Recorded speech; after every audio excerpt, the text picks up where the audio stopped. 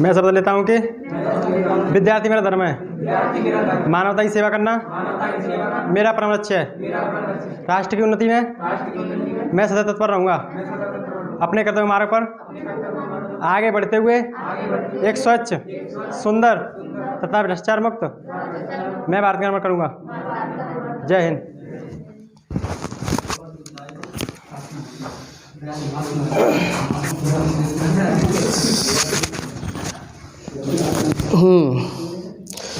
ठंडी ज़्यादा है और जब तक ओजस्वी चीज़ें नहीं होंगी तब तक गर्मी आएगी नहीं। तो गर्मी के लिए क्या करते हैं कि मौसम गर्म हो जाए, थोड़ा सा हाथ गर्म कर लो कि माहौल गर्म हो जाए। हम लोग सभी लोग 37 डिग्री सेल्सियस टेम्परेचर लेकर घूम रहे हैं ना। सबका औसत तापमान कितना है? 37 डिग्री सेल्सियस। फ़ारेनहाइट में हाँ 98.6 या 4 इतना फ़ारेनहाइट लेके घूम रहे हैं। तो धीरे धीरे कमरा गर्म हो जाएगा, सब लोगों का टेम्परेचर बढ़ेगा, धीरे धीरे कमरा गर्म हो जाएगा, फिर आनंद आएगा। तो देखिए हम लोग जो है गुप्त साम्राज्य का अध्ययन कर रहे थे। गुप्त साम्राज्य में हम लोगों ने क्या क्या चीज़ें देख ली थी। जितनी राजाओं के बारे में उसकी वंशावलियों के बारे में हम लोग अध्ययन कर लिए थे। तो एक बार हमारे साथ रिवाइज करो, उसके बाद फिर हम लोग गुप्त के संस्कृत पर आएंगे, कल्चर पर आएंगे, इसका अध्ययन करेंगे। तो सबसे पहला कौन सा शासक आता है? श्रीगुप्त। कौन सा? श्रीगुप्त, जिसने गुप्त साम्राज्य की स्थापना की थी, गुप्त वंश की नींव डाली थी श्रीगुप्त ने, जो किसका सामंत था? कुषाणों का सामंत था। ठीक है। उसके बाद में घटोत्कच आता है। घटोत्कच के बाद में उसका पुत्र जो है चंद्रगुप्त प्रथम, जो कि 319 ईस्वी में उसने एक संवत चलाया था, जिसका क्या नाम था? गुप्त संवत चलाया था। ठीक है। और ये सबसे पहला राजा था जिसने महाराजा धीराज की उपाधि धारण की थी। इसके पहले के शासक महाराज कहलाते थे। ठीक है। और महाराजा धीराज की उपाधि किसने धारण की थी? सबसे पहले चंद्रगुप्त प्रथम ने। और उसके बाद में महापराक्रम राजा आया समुद्रगुप्त, जिसने पूरे भारत को जीत लिया, पूरे भारत को एक छत्र में मिला लिया। लेकिन उसकी जीतने की जो नीतियां थी वही बाद में चल करके जो है थोड़ा बहुत गुप्त साम्राज्य का बाद में पतन का भी कारण बनता है। उसने जीता था, जीत करके छोड़ दिया था ना, उस पूरा अधिकार नहीं किया था। हम उधर देखते हैं मौर्य साम्राज्य में चंद्रगुप्त मौर्य था, उसने पूरे भारत को और भारत से बाहर भी जीत लिया था, और जीत करके फिर उसे केंद्रीकृत किया था। उसने केंद्रीकृत किया था, पूरे भारत को पाटलिपुत्र से शासित करता था। लेकिन समुद्रगुप्त ने ऐसा नहीं किया, जो दक्षिणापथ था उसको जीत करके फिर छोड़ दिया था और वहाँ से कर वगैरह लेता था। ठीक है। और उसके बाद में समुद्रगुप्त के बाद में कौन आता है? रामगुप्त का ज़्यादा कोई ऐतिहासिक महत्व नहीं है। उसके बाद में चंद्रगुप्त द्वितीय या फिर चंद्रगुप्त विक्रमादित्य आता है। विक्रमादित्य के समय में सबसे महत्वपूर्ण क्या होता है? साहित्यिक विकास बहुत होता है। ठीक है। और उस समय कला और संस्कृत का बहुत ज़्यादा डेवलपमेंट होता है। इसीलिए चंद्रगुप्त द्वितीय या फिर चंद्रगुप्त विक्रमादित्य के समय को क्या कहा जाता है? गुप्त वंश का स्वर्ण काल कहा जाता है। साहित्य के क्षेत्र में, कला के क्षेत्र में बहुत डेवलपमेंट हुआ था उसी के दौरान। किसके दौरान? चंद्रगुप्त विक्रमादित्य के समय में, क्योंकि उसके दरबार में 9 रत्न रहा करते थे। ठीक है। दरबार में उसके 9 रत्न हुआ करते थे, जिन्होंने बहुत ज़्यादा काम किया था, जिसमें कालिदास जैसे साहित्यकार भी थे। ठीक है। और अमर सिंह जैसे कोशकार भी थे, जिन्होंने जो है इंसाइक्लोपीडिया की रचना की थी उस समय।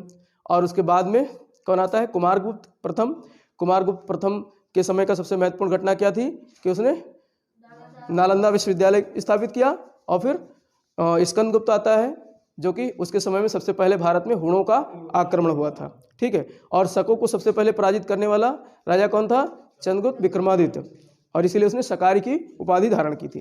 तो ये तो वंशावलियाँ हो गई। इसके बाद में सब परवर्ती शासक आते हैं। स्कंदगुप्त के बाद में गुप्त साम्राज्य के परवर्ती शासक आते हैं, जिनका ज़्यादा कोई महत्व नहीं है। ठीक है। अब हम लोग गुप्त साम्राज्य की संस्कृत का अध्ययन करेंगे। संस्कृत में देखो क्या क्या पढ़ते हैं। इसमें समाज का अध्ययन करते हैं, धार्मिक व्यवस्था कैसी थी उस समय गुप्त काल की, इसका अध्ययन करते हैं, अर्थव्यवस्था कैसा था, प्रशासन कैसा था। ठीक है। और साहित्य का अध्ययन करते हैं, कला का अध्ययन करते हैं, और उस चूँकि विज्ञान में काफ़ी विकास हुआ था इस क्षेत्र में, तो विकास का भी अध्ययन करते हैं। तो बहुत सारे टॉपिक हैं, लेकिन आज हम लोग यहाँ पर तीन चार टॉपिक लेंगे। प्रशासन, समाज, धर्म और अर्थव्यवस्था, ये 4 टॉपिक को समझने का हम लोग यहाँ प्रयास करेंगे। प्रशासन कैसा था उस समय, समाज कैसा था, धर्म, उन लोगों का धर्म क्या था, और अर्थव्यवस्था क्या थी। तो इन 4 टॉपिक को आज हम समझेंगे। इसके बाद जो बचेगा, क्योंकि देखो यहाँ से प्रश्न जो है आर्ट एंड कल्चर से बहुत आते हैं। सिविल परीक्षाओं के मेंस की परीक्षा में लिखने के लिए फर्स्ट पेपर जो होता है जीएस का, किसी दिन में मतलब उस पर भी पूरा जो जीएस का पेपर होता है थोड़ा सा ख़त्म हो जाए, कुछ चीज़ें आप लोग समझ जाओ, तो उस पर हम बताएंगे कि सिलेबस क्या है सिविल का, ठीक है, मेंस का, और पूरा हम लिंक करते हुए first paper, second paper, third paper, fourth paper, चारों पेपर्स का जो पीसीएस में, आईएएस में पेपर्स हैं उनका हम पूरे जो है डिस्क्रिप्शन के साथ पूरा बताएंगे कि क्या क्या सिलेबस है और कहाँ से प्रश्न आते हैं, लिखने के लिए कैसे आते हैं। तो देखिए आर्ट एंड कल्चर का बहुत ज़्यादा महत्व है। जो फर्स्ट पेपर है, अभी मैं आईएएस का पेपर देख रहा था, 2021 वाला जो मेंस का पेपर चल रहा है अभी, ख़त्म हो गया, कल लास्ट पेपर था, तो उसमें जो है आर्ट एंड कल्चर का देख रहा था मैं पेपर, जो मैं यहाँ से पढ़ा रहा हूँ। अगर आप अच्छी तरीके से पढ़ लोगे तो वो पेपर आप कर सकते हो।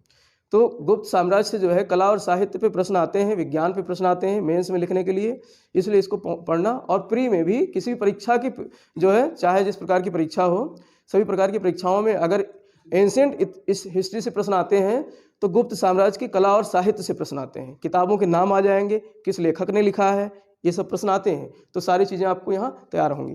तो प्रशासन की बात करें, देखिए प्रशासन में यहाँ पर हमको जो है, इसको समझने से पहले हम पहले समझेंगे समुद्रगुप्त की नीतियों को समझेंगे, तभी हम इसका प्रशासन समझ सकते हैं। देखो मौर्य काल का हमने प्रशासन जो देखा था, उसमें पूरे प्रशासन क्या था, केंद्रीकृत था। प्रशासन क्या था, केंद्रीकृत था। पाटलिपुत्र से पूरा प्रशासन संचालित होता था मौर्यों के समय में, ठीक है। खास करके चंद्रगुप्त मौर्य ने जो प्रशासन व्यवस्था बनाई थी, और उसका जो प्रधानमंत्री था, महामात्य था चाणक्य, जिसने बहुत केंद्रीकृत व्यवस्था बनाई थी। यानी कि कोई भी राज्य अलग नहीं हो सकते थे, स्वतंत्र नहीं हो सकते थे, पूरी तरीके से केंद्रीकृत व्यवस्था थी। लेकिन उसको संचालित करने के लिए सिस्टम बनाया था। राज्य होंगे, राज्यों के नीचे जो है कुछ सिस्टम बनाया था, उसके नीचे सबसे छोटी इकाई ग्राम थी। तो इस तरीके से उसने प्रांत और प्रांतों को शासित करने के लिए छोटी छोटी इकाइयाँ बनाई थी, इस तरीके से केंद्रीकृत बनाया था। लेकिन यहाँ पर जो है ज़्यादा केंद्रीकृत व्यवस्था नहीं दिखाई देती है। कारण क्या है, देखो उतना बड़ा भारत था नहीं इसके समय में, गुप्तों के समय में इतना बड़ा भारत नहीं था। चंद्रगुप्त के समय में पूरा भारत तो था ही, दक्षिण वाला ये यहाँ तक जो है मैसूर तक का क्षेत्र था। नीचे के 3 राज्य छोड़ करके, पांड्य, चेर और चोल, इन 3 को छोड़ करके बाकी पूरा भारत दक्षिण भारत में था। पूरब का पूरा भारत था, बंगाल तक का ये पूरा, यहाँ तक का पूरा, और पश्चिम में इधर आपका अफगानिस्तान तक चला जाता था, जो कि उसको जो है उसमें मिला था संधि के तहत, ठीक है, सेल्यूकस। तो बहुत बड़ा भारत था उसका। और इतने बड़े भारत को संचालित करने के लिए केंद्रीय व्यवस्था जरूरी थी, केंद्रीय व्यवस्था जरूरी थी, इसीलिए उसने संचालित किया था। लेकिन यहाँ पर पाटलिपुत्र राजधानी जरूर थी। पाटलिपुत्र राजधानी थी किसकी, गुप्तों की भी राजधानी क्या थी, पाटलिपुत्र। लेकिन समुद्रगुप्त क्या करता है, समुद्रगुप्त ने 5 रणनीतियां अपनाई भारत को एकीकृत करने के लिए। पहला, उसने सबसे पहला 9 राज्य उत्तरापद के जीते, 9 राज्य उत्तरापद के जीते। तो पूरा इस तरीके से ये उत्तर वाला क्षेत्र ऐसे जीत लिया था, ठीक है, उत्तर वाला क्षेत्र जीत लिया था उत्तरापद में। लेकिन जो दक्षिणापद था, दक्षिणापद को उसने जीत करके क्या कर दिया था, छोड़ दिया था। वो शान में था कि हमने जीत लिया है, सबको अपने कदमों में झुका दिया है, और झुकाने के बाद अब तो हमारे राज्य में आकर के, हमारे मतलब पाटलिपुत्र में आकर के हमारी बंदगी करनी है तुमको, और राजस्व देना है, कर देना है, ठीक। तो ये छोड़ दिया था। लेकिन यहाँ के जो लोग थे, राजा जो थे, वो स्वतंत्र रूप से राज्य संचालित कर रहे थे।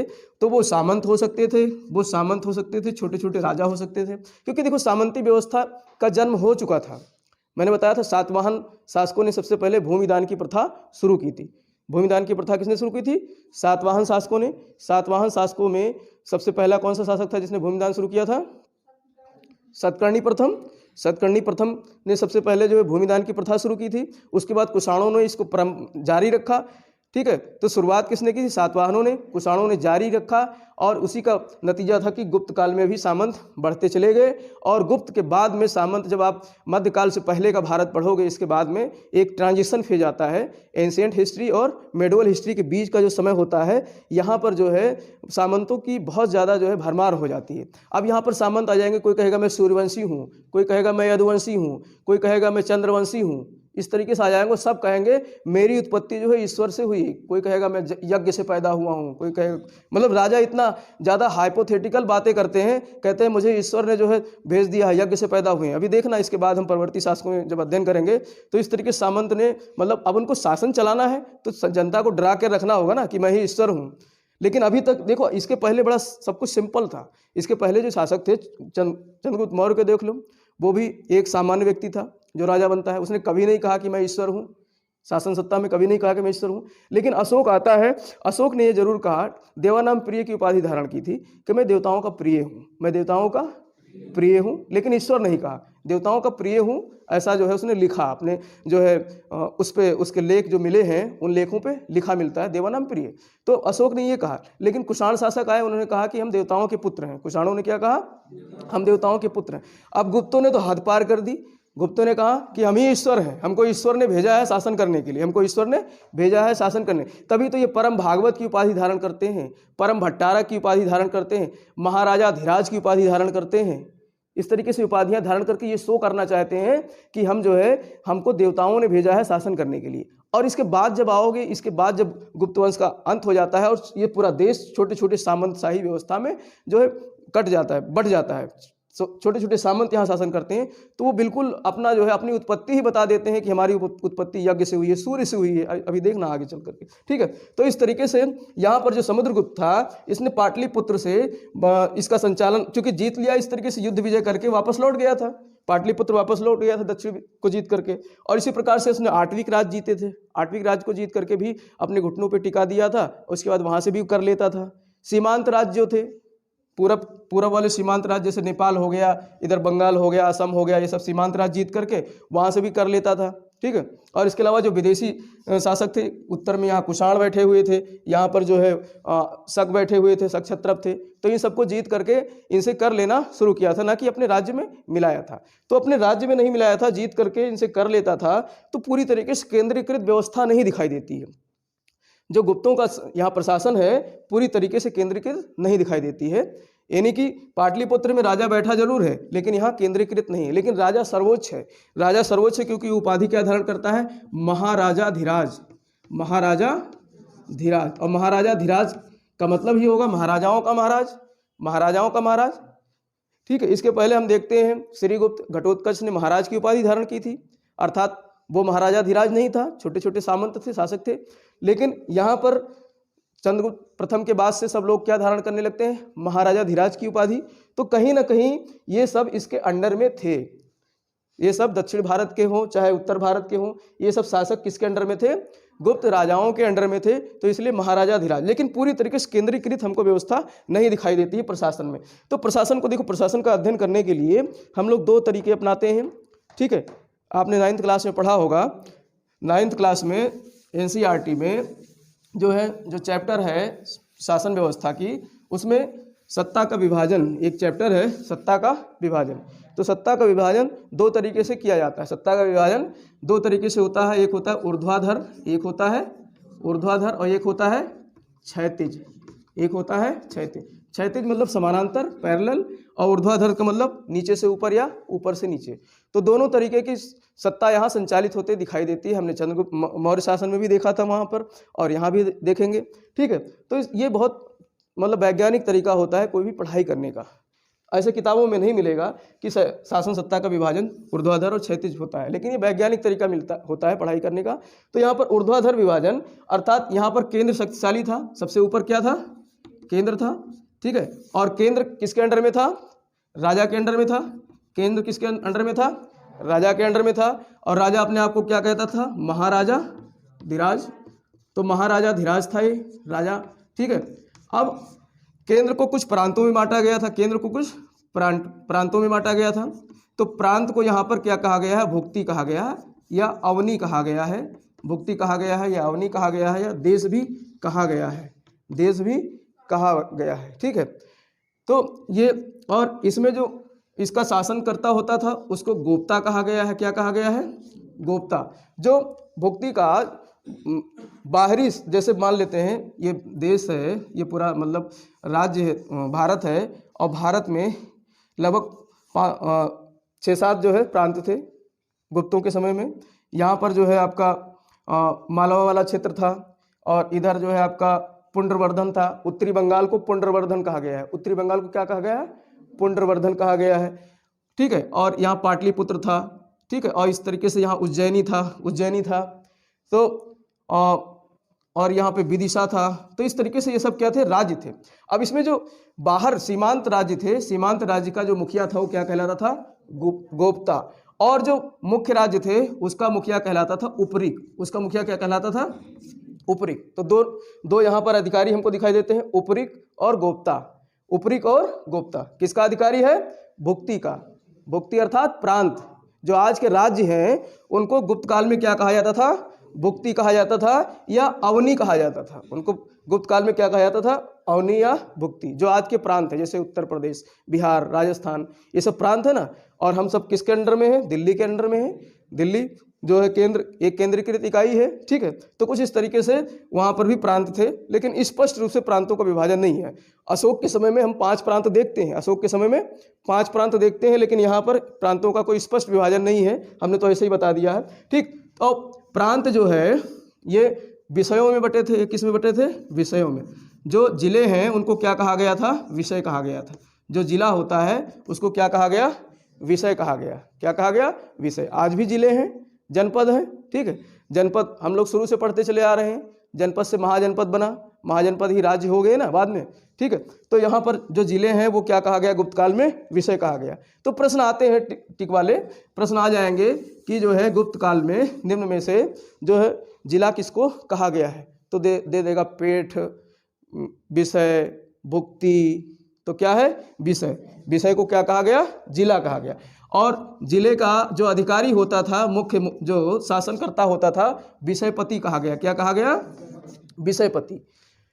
उपरिक किसका हो गया? भुक्ति का। उपरिक किसका हो गया? भुक्ति का। और भुक्ति में ही भी, भुक्ति में जो मुख्य भुक्ति होते थे, मुख्य प्रांत होते थे, उनका मुखिया क्या होता था? उपरिक। और जो सीमांत प्रांत होते थे उनका मुखिया क्या होता था? गोप्ता। सीमांत प्रांतों का मुखिया क्या होता था? गोप्ता, ठीक। और विषयों का मुखिया क्या कहलाता था? विषयपति। और यहाँ पर जो है स्थानीय शासन की व्यवस्था हमको दिखाई देती है। स्थानीय शासन की व्यवस्था दिखाई देती है। तो प्रश्न आएगा, जो स्थानीय शासन की व्यवस्था है कहाँ से दिखाई देती है? गुप्त काल से। स्थानीय शासन की व्यवस्था हमको गुप्त काल से दिखाई देती है।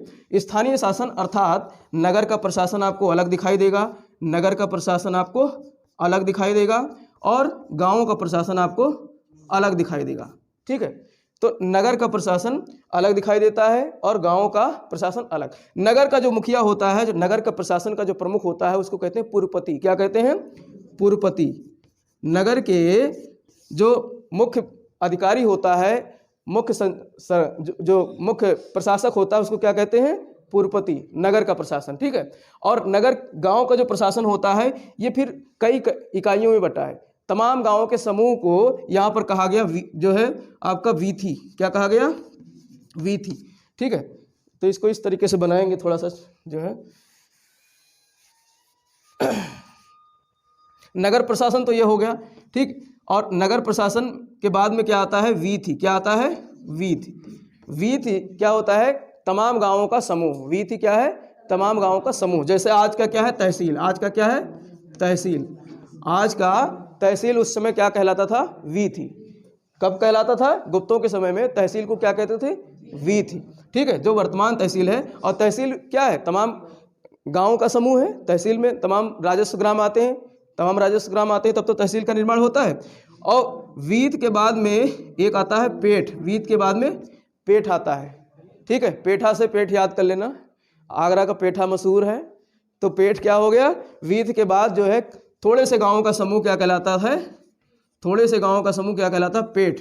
थोड़े से गांवों का समूह क्या कहलाता है? पेठ, ठीक है। अब ये आज के समय के ब्लॉक की भांति है। आज के समय के ब्लॉक की भांति है। भाई तहसील के बाद ब्लॉक ही तो आते हैं। ब्लॉक में कुछ गांव होते हैं, तहसील में बहुत सारे गांव होते हैं, ठीक। और पेठ के बाद सबसे छोटी इकाई जो होती है, अरे बंद कर ले भाई, सबसे छोटी इकाई क्या होती है? ग्राम होती है। सबसे छोटी इकाई क्या होती है? ग्राम। तो ग्राम सबसे छोटी इकाई है। तो यहाँ केंद्र से लेकर के गांव तक इस तरीके से ये क्या हुआ? शासन सत्ता का ऊर्ध्वाधर विभाजन। शासन सत्ता का ऊर्ध्वाधर, vertical division of administration. Vertical division दिखाई दे रहा है हमको। सबसे छोटी इकाई क्या है? ग्राम। और इसका मुखिया कहलाता है ग्रामिक। इसका मुखिया क्या कहलाता है? ग्रामिक।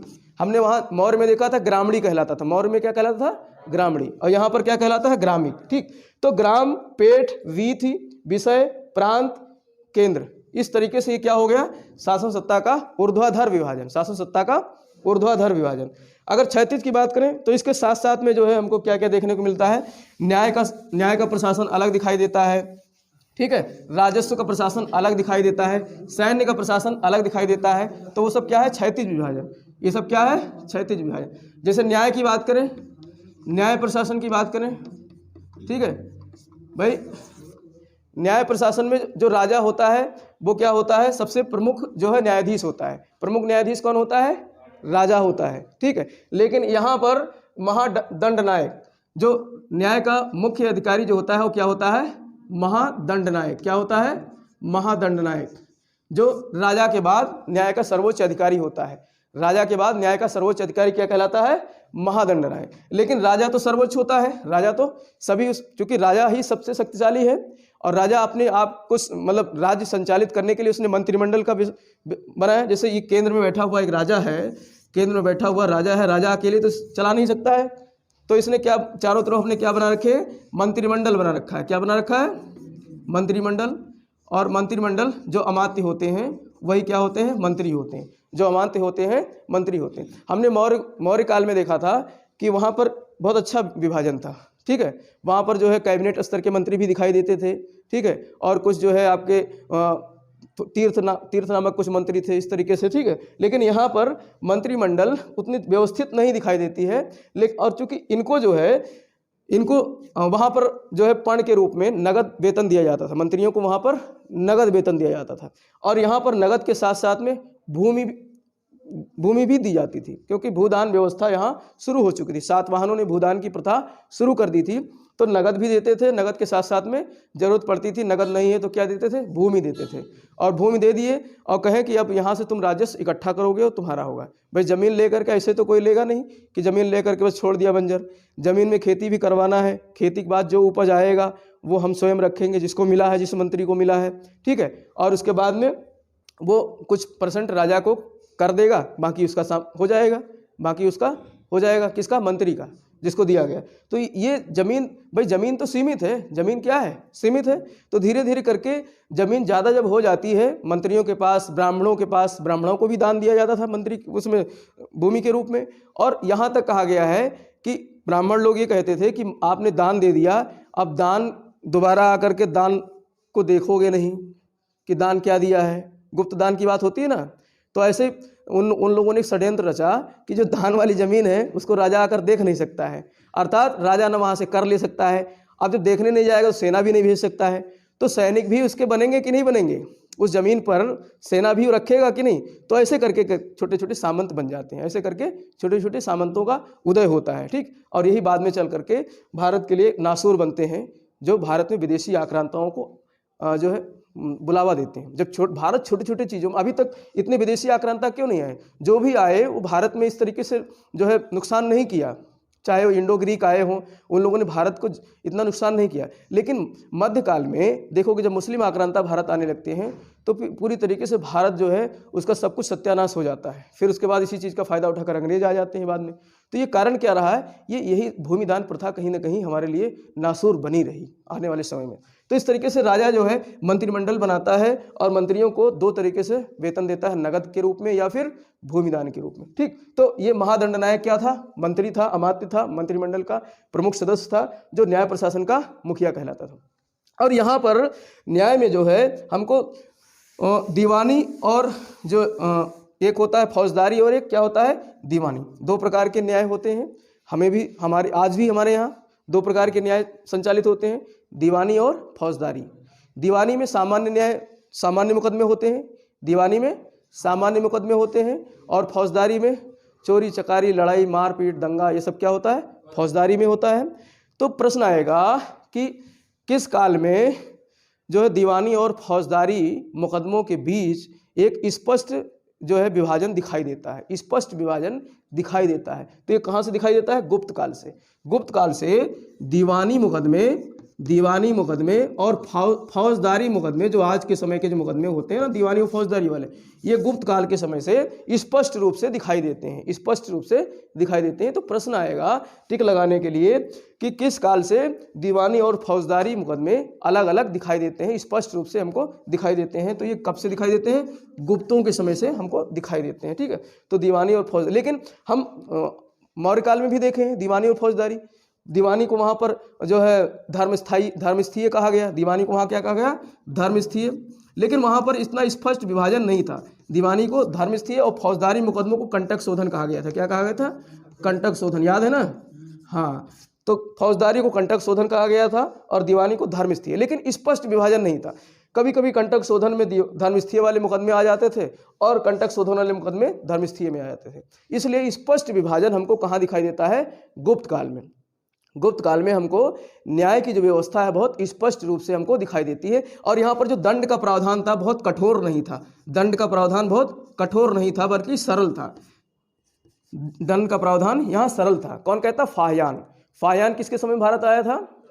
चंद्रगुप्त द्वितीय के समय या चंद्रगुप्त मौर्य के, चंद्रगुप्त विक्रमादित्य के समय आया था। तो वो देखता है यहाँ पर दंड का प्रावधान कठिन नहीं था। मौर्यों के समय में मृत्युदंड तक दिया जाता था, अंग भंग कर दिया जाता था ना उसमें, मतलब आँख फोड़ दी जाएगी, हाथ काट लिया जाएगा, पैर काट लिया जाएगा। तो दंड का विधान वहाँ बहुत कठिन था। लेकिन यहाँ पर दंड का कठोर प्रावधान नहीं दिखाई देता है। यहाँ पर मृत्युदंड की व्यवस्था लगभग नहीं दिखाई देती, खत्म सी हो गई थी इसमें। तो दंड का ज़्यादा कठोर जो है यहाँ प्रावधान नहीं दिखाई देता है, सरल प्रावधान दिखाई देता है। ऐसा कहता है फाह्यान। कौन कहता है? फाह्यान, जो कि चंद्रगुप्त विक्रमादित्य के समय भारत आया था 499 एडी में। 499 एडी में भारत आया था और चंद्रगुप्त विक्रमादित्य 475 एडी में भारत का सम्राट बनता है। ठीक, और 375 सॉरी गलत लिख दिया, 375 एडी में चंद्रगुप्त विक्रमादित्य राजा बनता है और 399 एडी में कौन आता है? फाह्यान भारत आता है। कहाँ से आता है? चीन से। और लगभग 15 वर्ष भारत में रहता है। तो 15 वर्ष भारत में रह करके बहुत सारी चीज़ों का अध्ययन करता है यहाँ पर। ठीक है, ये 414 तक भारत में रहता है, 414 तक भारत में रहता है, 15 वर्ष तक फाह्यान भारत। तो फाह्यान ने यहाँ पर देखा कि दंड का विधान सरल था, कठोर नहीं था उसके तरीके। तो ये न्याय प्रशासन हो गया जो कि क्षैतिज व्यवस्था थी। इसके बाद में सैन्य प्रशासन की बात करते हैं। क्षैतिज सत्ता की साझेदारी में हम लोग न्याय प्रशासन देखे, अब देखेंगे सैन्य प्रशासन, क्योंकि सेना को भी संचालित करना है। भाई आज भी तो ये सारी चीज़ें दिखाई देती हैं। न्यायालय, भारत में एकीकृत न्यायालय है कि नहीं है? भारत में एकीकृत न्यायालय, सर्वोच्च न्यायालय हैं, फिर हर राज्यों के उच्च न्यायालय हैं, जिले में जो है फौजदारी दीवानी के न्यायालय हैं, ठीक है, राजस्व का न्यायालय है, सब अलग अलग इस तरीके से न्यायालय दिखाई देते हैं। तो उस समय भी यही व्यवस्था थी। और सैन्य प्रशासन, यानी भाई अगर सैन्य प्रशासन समुद्रगुप्त का मजबूत नहीं होता तो क्या वो जीत पाता, इतनी विजय कर पाता? नहीं कर पाता। सैन्य प्रशासन बहुत मजबूत था तो राजा सेना का सेनापति, जो प्रमुख सेनापति होता था, कौन होता था? राजा ही होता था। और युद्धों के समय राजा स्वयं जो है युद्ध का जो है अगुवाई करता था। युद्ध के समय राजा स्वयं घोड़े पर बैठ करके और उसका नायक बनता था। पूरी सभी सेनाओं का नायक कौन बनता था? राजा। लेकिन यहाँ पर जो है बलाधिकृत, अब चूंकि हमेशा सेना का मुखिया, भाई युद्ध के समय सेनापति तो राजा बन गया, अब हमेशा थोड़े नहीं, तो पूरे सैन्य संचालन को, सैन्य व्यवस्था को देखने वाला कौन होता था? बलाधिकृत। कौन होता था? बलाधिकृत। और बलाधिकृत कौन था? महामात्य, मतलब अमात्य था। बलाधिकृत कौन था? मंत्री परिषद का सदस्य था, राजा का मंत्री था। ठीक है, तो बलाधिकृत ये कौन था? ये जो है सैन्य का प्रमुख था, सेना का प्रमुख था। लेकिन इसके ऊपर कौन बैठा था? राजा बैठा था, जो सेनापति था, प्रमुख सेनापति था। तो बलाधिकृत मतलब महासेनापति। महासेनापति कौन था? बलाधिकृत। तो बलाधिकृत कहा गया, सैन्य के सबसे बड़े अधिकारी को क्या कहा गया है? बलाधिकृत। अब इसको भी वेतन 2 रूपों में दिया जाता था, या तो नगद या फिर भूमि राजस्व के रूप में, भूमि के रूप में। ठीक, तो बलाधिकृत हो गया। अब इसमें इस समय सेना के 4 टुकड़ियां दिखाई देती हैं। सेना की 4 टुकड़ियां दिखाई देती हैं। पैदल सेना थी, पैदल सेना थी, गज सेना थी, गज मतलब हाथी, हाथी सेना थी, अश्व सेना थी, अश्व की भी सेना थी, और रथ सेना थी। ठीक है, तो सेना के 4 टुकड़ियां दिखाई देती हैं, पैदल सेना, गज सेना, अश्व सेना और रथ सेना। तभी तो उसने पूरा विजय कर लिया था इन सारी सेनाओं के माध्यम से। गज सेना का जो अधिकारी था महापीलुपति कहलाया। क्या कहलाया? महापीलुपति। महापीलुपति क्या कहलाया? गज सेना का मुखिया। भाई सभी सेनाओं का मुखिया क्या था? बलाधिकृत। सभी सेनाओं का मुखिया क्या था? बलाधिकृत। लेकिन हर सेनाओं की टुकड़ियों का मुखिया क्या था? जैसे गज का है महापीलुपति, गज का क्या कहलाया? महापीलुपति। और अश्व का भटेश्वरपति क्या कहलाया? भटेश्वरपति, भटेश्वरपति। इसमें अश्व शब्द आ गया तो भटेश्वर याद रखना, अश्व मतलब घोड़ा। भटेश्वरपति कौन हो गया? घोड़े का जो दल है, घोड़े के दल का सेनापति कौन हो गया? भटेश्वरपति। तो इस तरीके से ये सब नाम आते हैं और ये आ जाएंगे, परीक्षा में पूछ लेगा कि महापीलुपति गुप्त काल में कौन मंत्री था? अश्व, पैदल, गज, रथ, कौन सा? गज का था। ठीक।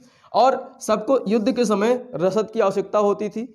रसद मतलब खाने पीने की सामग्री, खाने पीने की सामग्री की आपूर्ति जरूरी है ना सेना के समय। आपने देखा होगा कि युद्ध हो रहा है और उस समय मान लेते हैं काफ़ी लंबे समय तक जो है टुकड़ी सेना की मैदान में डटी हुई है, और फिर जो दूसरी सेना होती थी वो क्या करती थी कि चालाकी से जो है रसद उसको पहुंचाने वाले मार्ग को काट देती थी, उस पर कब्जा कर लेती थी, तो फिर सेना भूखों प्यासों अपने आप मर जाएगी।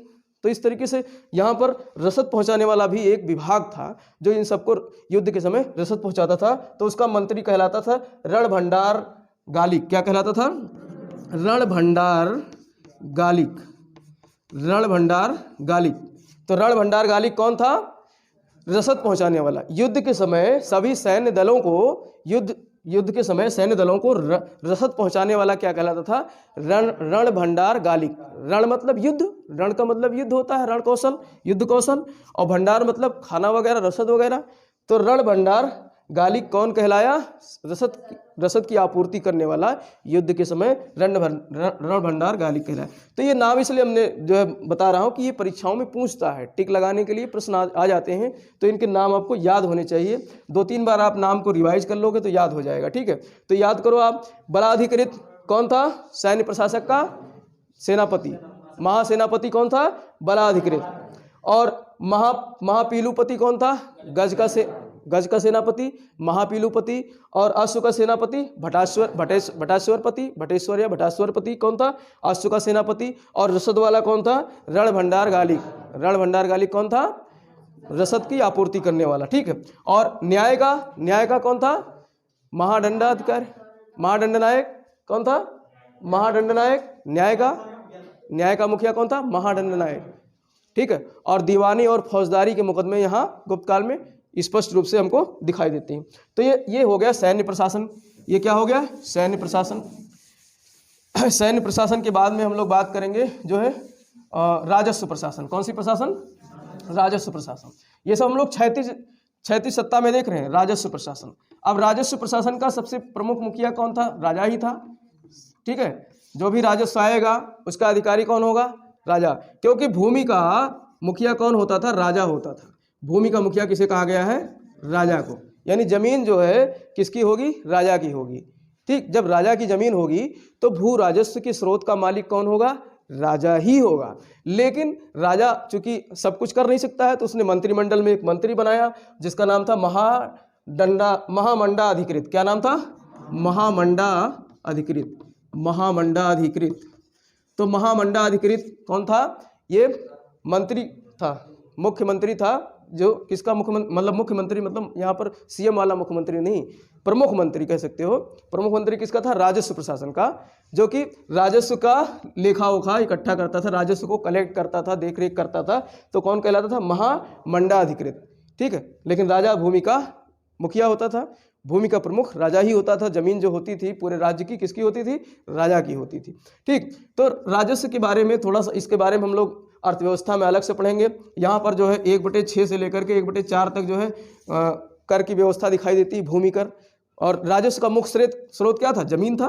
तो भू राजस्व की व्यवस्था यहाँ दिखाई देती है। ठीक है। क्योंकि जमीन के उत्पादन से, फसलों के उत्पादन से ही तो राजस्व इकट्ठा होता था उस समय। यही मुख्य था राज्य को संचालित करने के लिए। आज भी राज्य को, देश को जलाने के लिए, देश को संचालित करने के लिए करों की आवश्यकता होती है ना। तो अभी GST बनाया गया, सभी करों को एकीकृत करके।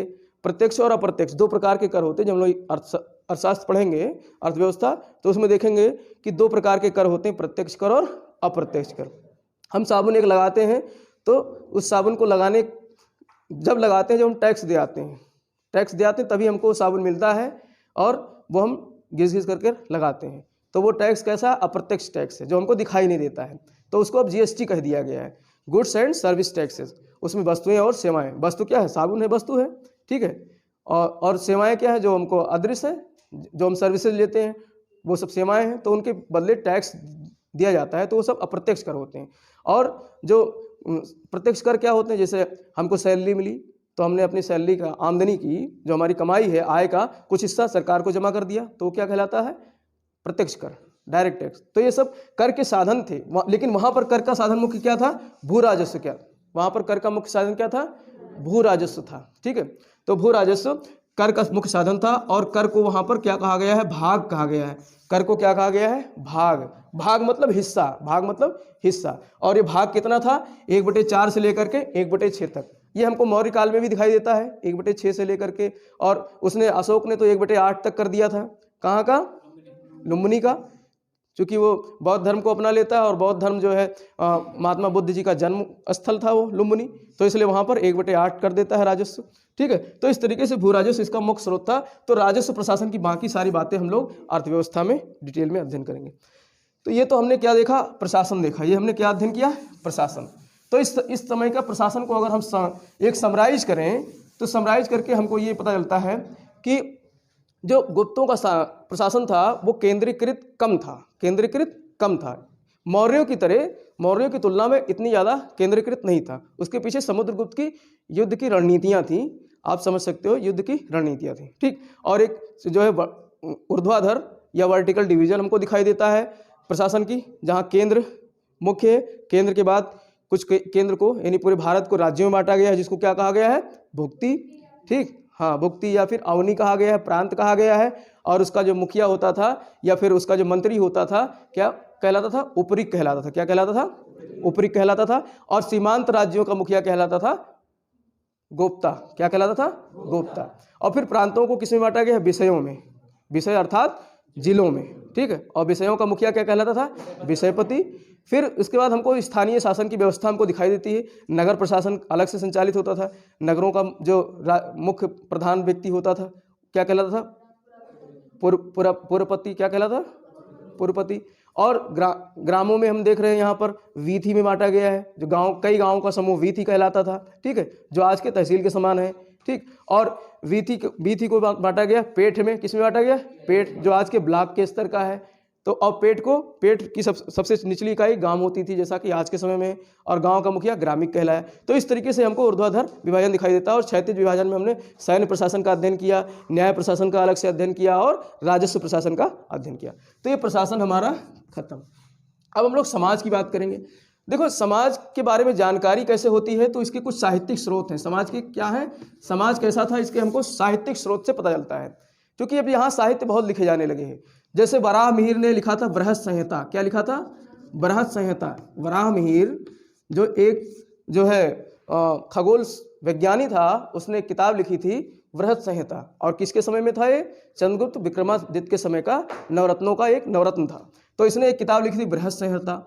इसके अलावा जो है आपका तमाम और भी कवि हुए हैं, लेखक हुए हैं। जैसे आप कालिदास के बहुत सारे ग्रंथ हैं, उससे हमको समाज के बारे में जानकारी होती है, ठीक। इसलिए कहा गया है साहित्य जो है समाज का दर्पण होता है। साहित्य क्या होता है? समाज का दर्पण होता है। तो हमको यहाँ साहित्य से उस समय के समाज का पता चलता है। अब जो आज का समाज है, अब आगे अगर मान लेते हैं दुनिया ख़त्म हो जाए और ये साहित्य वाहित्य जो लिखा गया है सब दब जाए, तो आगे आने वाले समय में लोग पढ़ेंगे, कहेंगे अच्छा उस समय के लोग इंटरनेट चलाते थे, फेसबुक देखते थे, उस समय के लोग जो है ज़्यादातर डिजिटल हो गए थे, सब जो है सबका जो है डिजिटलीकरण हो गया था, सब अंकीय बात करते थे, अंकों का उनका महत्व था। डिजिटल मतलब अंक होता है, सब कुछ हमारा आंकिक हो गया है, अब सब कुछ जो है संख्याओं में होता है सारी चीज़ें, ठीक है। तो साहित्यिक स्रोत, इसीलिए साहित्य को समाज का दर्पण कहा गया है, ठीक। तो बृहत संहिता हुआ, नारद स्मृति हुई, इसमें बहुत कुछ रचा गया है साहित्य में, इसीलिए साहित्य का स्वर्णयुग कहा जाता है, साहित्य का स्वर्णयुग कहा जाता है। नारद स्मृति हुई, और इसके अलावा जो है मनु स्मृति हुई। मनु स्मृति का भी इस समय सबसे मतलब जो इसका आखिरी भाग था इसी समय संकलित हुआ मनु स्मृति का भी, ठीक। मनु स्मृति के साथ साथ में इस समय जो है शूद्रक हुआ, एक जो है कवि हुआ शूद्रक, जिसने मृच्छ कटिकम नाम की किताब लिखी, मृच्छ कटिकम या मृच्छ कटिक या मृच्छ कटिकम, ठीक है। तो इससे भी समाज के बारे में जानकारी होती है। तो ऐसे बहुत सारे स्रोत हैं, साहित्यिक स्रोत हैं, जिससे हमको समाज के बारे में जानकारी होती है, ठीक। हमने PDF में सब कुछ लिख दिया है, सारे स्रोतों के बारे में। याज्ञवल्क्य स्मृति, याज्ञवल्क्य स्मृति, ये सब जो है इस समय लिखे गए जो है। स्मृति क्या होती हैं? स्मृति या जो है भाष्य टीका। स्मृति मतलब किसी की याद में जो चीज़ें लिखी जाती है उसको क्या बोलते हैं? स्मृति कहते हैं, ठीक। तो ऐसे स्मृतियों की जो है चीज़ें लिखी गई, इसमें समाज के बारे में बहुत कुछ प्रकाश डाला गया है। न्याय स्मृति, इसके अलावा एक न्याय स्मृति है, ठीक। तो ये सारी चीज़ें, और इसके अलावा सबसे प्रमुख स्रोत क्या? फाहियान ने भी बहुत बातें लिखी हैं। फाहियान ने भी समाज के बारे में, क्योंकि 15 साल भारत में रहा है, तो उसने फाहियान ने अपने यात्रा विवरण में भारत की समाज के बारे में बहुत सारी चीज़ें लिखी। तो ये सब समाज का हमको क्या जो है स्रोत है, ये सब साहित्यिक स्रोत हैं समाज के बारे में जो जानकारी प्रदान करते हैं। तो समाज कैसा था? देखो, चतुर्वर्णीय समाज यहाँ भी था। यहाँ भी समाज कैसा था? चतुर्वर्णीय समाज था। चतुर्वर्णीय समाज में कौन क्या क्या व्यवस्था होती है? 4 वर्ण होते हैं। चतुर्वर्णीय हमने इस तरीके से बनाया था, ठीक। ब्राह्मण, क्षत्रिय, वैश्य और शूद्र। लेकिन यहाँ का समाज गुप्त वल या इसके पहले वाले जो समाज थे उतना ज़्यादा मतलब कॉम्प्लिकेटेड नहीं था उस तरीके से। मतलब वहाँ जो कार्य का विभाजन था, हमने देखा बिल्कुल जातियों के आधार पर कार्यों का विभाजन था। ब्राह्मण सिर्फ जो है शिक्षण का कार्य करेगा, पुरोहित का कार्य करेगा, ऐसा हमने पहले देखा। क्षत्रिय सिर्फ क्या काम करेगा? सेनानी होगा और समाज की रक्षा करेगा, माने भुजाओं में ताकत है, बल तलवार लेकर के सबकी रक्षा करेगा, ठीक। और वैश्य व्यापार कृषि करेगा, ये सब पहले देखा। और शूद्रों का काम क्या था? तीनों लोगों की सेवा करना, जातिवार। तो ये, लेकिन चातुर्वर्णीय व्यवस्था यहाँ भी दिखाई देती है। लेकिन यहाँ पर जो है, अब चूँकि समाज में विवाह तमाम प्रकार के प्रचलित थे, अनुलोम विवाह और प्रतिलोम विवाह होने लगे थे। अनुलोम विवाह और प्रतिलोम, अनुलोम विलोम हम लोग करते हैं ना। अनुलोम में क्या करते हैं? अंदर लेते हैं, विलोम और अनुलोम विलोम क्या कहते हैं? और हाँ, बाबा रामदेव करते हैं ना अनुलोम। तो यहाँ शादियाँ भी अनुलोम और प्रतिलोम दिखाई देती हैं। अनुलोम का मतलब ये होता है कि उच्च वर्ण की स्त्री, उच्च वर्ण का पुरुष और निम्न वर्ण की स्त्री, निम्न वर्ण की स्त्री क्या हो जाएगा? अनुलोम शादी होगा। यानी पुरुष मान लेते हैं अगर वैश्य है और स्त्री अगर शूद्र है, उसमें शादी हो जाती है, तो ये कैसी शादी होगी? अनुलोम शादी होगी। और अगर स्त्री उच्च कुल की है, मान लेते हैं क्षत्रिय स्त्री है, और वैश्य या शूद्र जो है क्या है? पुरुष है, तो ये प्रतिलोम विवाह हो जाएगा। तो यहाँ पर विवाह जो है समाज में अनुलोम प्रतिलोम विवाह की व्यवस्था हमको दिखाई देती है। इसलिए यहाँ पर शूद्र के साथ साथ में तमाम जातियाँ दिखाई देती हैं, तमाम जातियाँ यहाँ उत्पन्न हो जाती हैं, तमाम प्रकार की जातियाँ उत्पन्न हो जाती हैं। लेकिन इसके पहले हम लोग जातियों की बात करें, इसके पहले जो है बृहद संहिता किसने लिखा था? वराहमिहिर ने बृहद संहिता लिखा था। तो इन्होंने बताया है कि जो मकान थे, ब्राह्मणों के मकान में 5 कमरे थे। कितने कमरे थे? 5 कमरे हुआ करते थे ब्राह्मणों के मकान में। क्षत्रियों के मकान में 4 कमरे, वही ना 2 BHK 4 BHK। ये क्या है? 4 BHK। हाँ, आज का क्या है? 4 BHK। यही तो कहते हैं 5 BHK 4 BHK। 4 bedroom, 1 hall, 1 kitchen, ये क्या है? BHK है। तो 4 BHK हमको दिखाई देता है कहाँ पर? बृहद संहिता में। बृहद संहिता में हमको 5 BHK दिखाई देता है ब्राह्मणों का। इधर नाम लिख देते हैं, ये क्या है? ब्राह्मण, ठीक। और ये क्या है? क्षत्रिय, और ये क्या है? वैश्य। तो हमको 5 BHK किसका दिखाई देता है? ब्राह्मणों का। किसमें? बृहद संहिता में लिखा हुआ है। और 4 BHK क्षत्रियों का है, और 3 BHK किसका है? वैश्यों का। 3 कमरों वाला मकान किसका होगा? वैश्यों का। और 2 कमरों वाला मकान किसका होगा? शूद्रों का।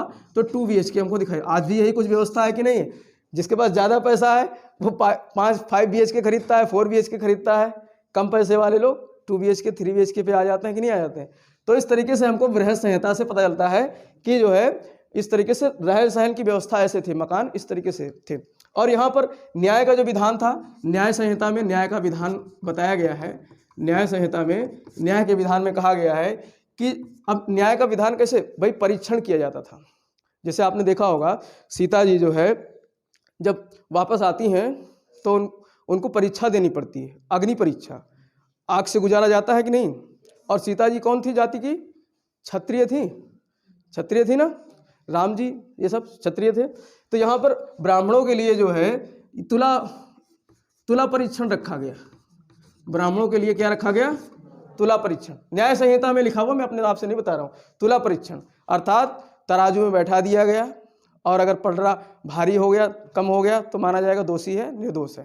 तो तुला परीक्षण किया गया, तुला परीक्षण किया गया। और क्षत्रियों के लिए अग्नि परीक्षा देनी पड़ती थी। क्या देनी पड़ती थी? अग्नि परीक्षा। सीता जी ने दी थी कि नहीं दी थी? तो अग्नि परीक्षा क्षत्रियों के लिए थी। और जल परीक्षा देनी पड़ती थी वैश्यों को। नदी में डुबो दिया गया, ऊपर से लाद दिया गया जो है बोझ, फिर डूब जाओगे तो तुमने पाप किया है, नहीं डूबोगे तो पाप नहीं किया है। तो वैश्यों को जो है जल परीक्षा देनी पड़ती थी। और शूद्रों को विष परीक्षा से पास होना पड़ता था। विष का प्याला दे दिया, विष पी गए, जिंदा रह गए तो पाप नहीं किया है, मर गए तो पाप किए थे, चले गए, कोई बात नहीं। तो इस तरीके से ये हमको न्याय संहिता में पता चलता है। तुला परीक्षण, अग्नि परीक्षण, जल परीक्षण और विष परीक्षण हमको न्याय संहिता से पता चलता है। तो समाज की ये मतलब न्याय, इससे क्या पता चलता है कि उस समय न्याय भी अलग अलग कैटेगरी के हिसाब से न्याय की व्यवस्था थी, कैटेगरी के हिसाब से, जातियों के हिसाब से व्यवस्था थी। लेकिन यहाँ पर विवाह जो होते थे वो अनुलोम प्रतिलोम विवाह दिखाई देता है, अंतर जातीय विवाह दिखाई देता है। तो इसके कारण तमाम प्रकार की जातियाँ उद्भव लेती हैं। तो यहाँ पर एक दो जातियों का मैं जिक्र करूंगा जो परीक्षाओं में पूछ सकता है। कायस्थ एक जाति आती है, कौन सी? कायस्थ। कायस्थ आजकल श्रीवास्तव लाला लगाते नहीं, तो कायस्थ का जन्म कहाँ होता है? गुप्तों में होता है। कहाँ पर होता है? गुप्तों में। और ये अनुलोम विवाह का जो है एक नमूना था, अनुलोम विवाह का नमूना था, जिससे कायस्थ, हाँ कायस्थ जन्म। और एक जाति आती है चांडाल, एक जाति का जन्म होता है चांडाल। चांडाल, इसको अस्पृश्य जाति कहा गया है। क्या कहा गया है? अस्पृश्य। अस्पृश्य मतलब ये इसको छूने से जो है व्यक्ति क्या हो जाएगा, जो है उसको पाप लगेगा, तो इसको अस्पृश्य कहा गया है। और इसी को कहा गया है अंत्यज। क्या कहा गया है? अंत्यज। तो प्रश्न आएगा, अंत्यज, गुप्त काल में अंत्यज किसको कहा गया है? चांडाल को, अस्पृश्य को। और चांडाल कहाँ से पैदा होते थे? अगर ब्राह्मण स्त्री है और शूद्र पुरुष है, या क्षत्रिय स्त्री है, वैश्य पुरुष है, तो इनसे जो उत्पन्न संतान होंगे क्या होंगे? चांडाल होंगे। इनसे उत्पन्न संतान चांडाल होंगे। और चांडाल क्या कहलाते थे? अस्पृश्य। क्या कहलाते थे? अस्पृश्य, जिनको छूना मना था। और इनके लिए समाज, गांव में बाहर रहने की व्यवस्था की गई। नगर और गांव में ये बाहर रहते थे।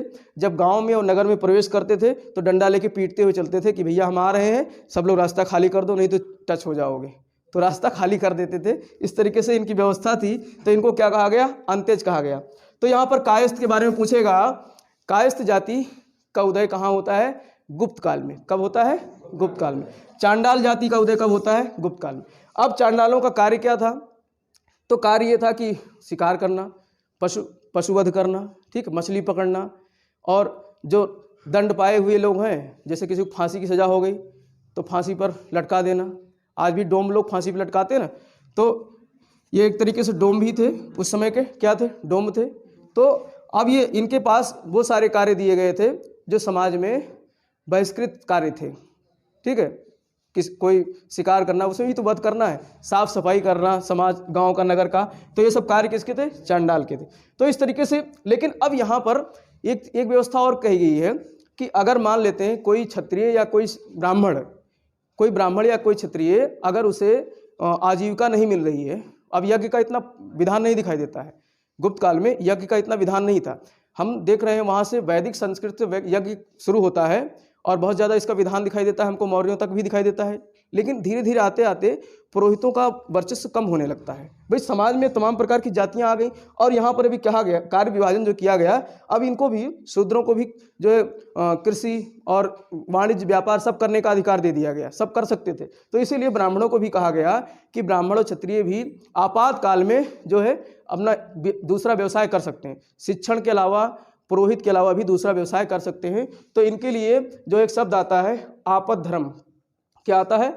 आपद धर्म। आपद धर्म का मतलब आपदा काल में अगर उनको आजीविका नहीं मिल रही है तो आपदा काल में वो आपद धर्म का कार्य कर सकते हैं, यानी अपने धर्म से अलग। उनका धर्म क्या है? वेद अध्ययन करना, वेद पढ़ाना, पूजा पाठ कराना, ये कार्य है। क्षत्रियों का कार्य क्या है? सेनानी बनना, लड़ाई करना, ठीक है, समाज की सुरक्षा करना। लेकिन अगर उन्हें नौकरी नहीं मिलती सेना में तो वो व्यापार भी कर सकते हैं, ठीक है। तो ऐसे कर्म को क्या कहा गया है? आपद धर्म। तो एक नई संस्कृत, नए कल्चर यहाँ दिखाई देता है आपद धर्म का। अभी तक समाज में जो है वो पूरा जातियों के हिसाब से पूरा कैटेगराइजेशन था। जो वर्ण व्यवस्था थी, कार्य व्यवस्था, कार्य विभाजन था, वर्ण के आधार पे था। कार्य व्यवस्था वर्ण के आधार पर दिखाई देता है, लेकिन यहाँ पर मिक्सिंग दिखाई देती है कार्यों में। कोई इसीलिए कहा गया सरल समाज था, कार्यों का विभाजन सरल था, कोई किसी भी प्रकार का कार्य कर सकता था। तो इसीलिए आपद धर्म नामक एक नई संस्कृति यहाँ डेवलप होती है। तो अब यहाँ और कारण क्या था? यहाँ पर अनुलोम और प्रतिलोम विवाह, इसके कारण तमाम प्रकार की जातियों का उदय होता है।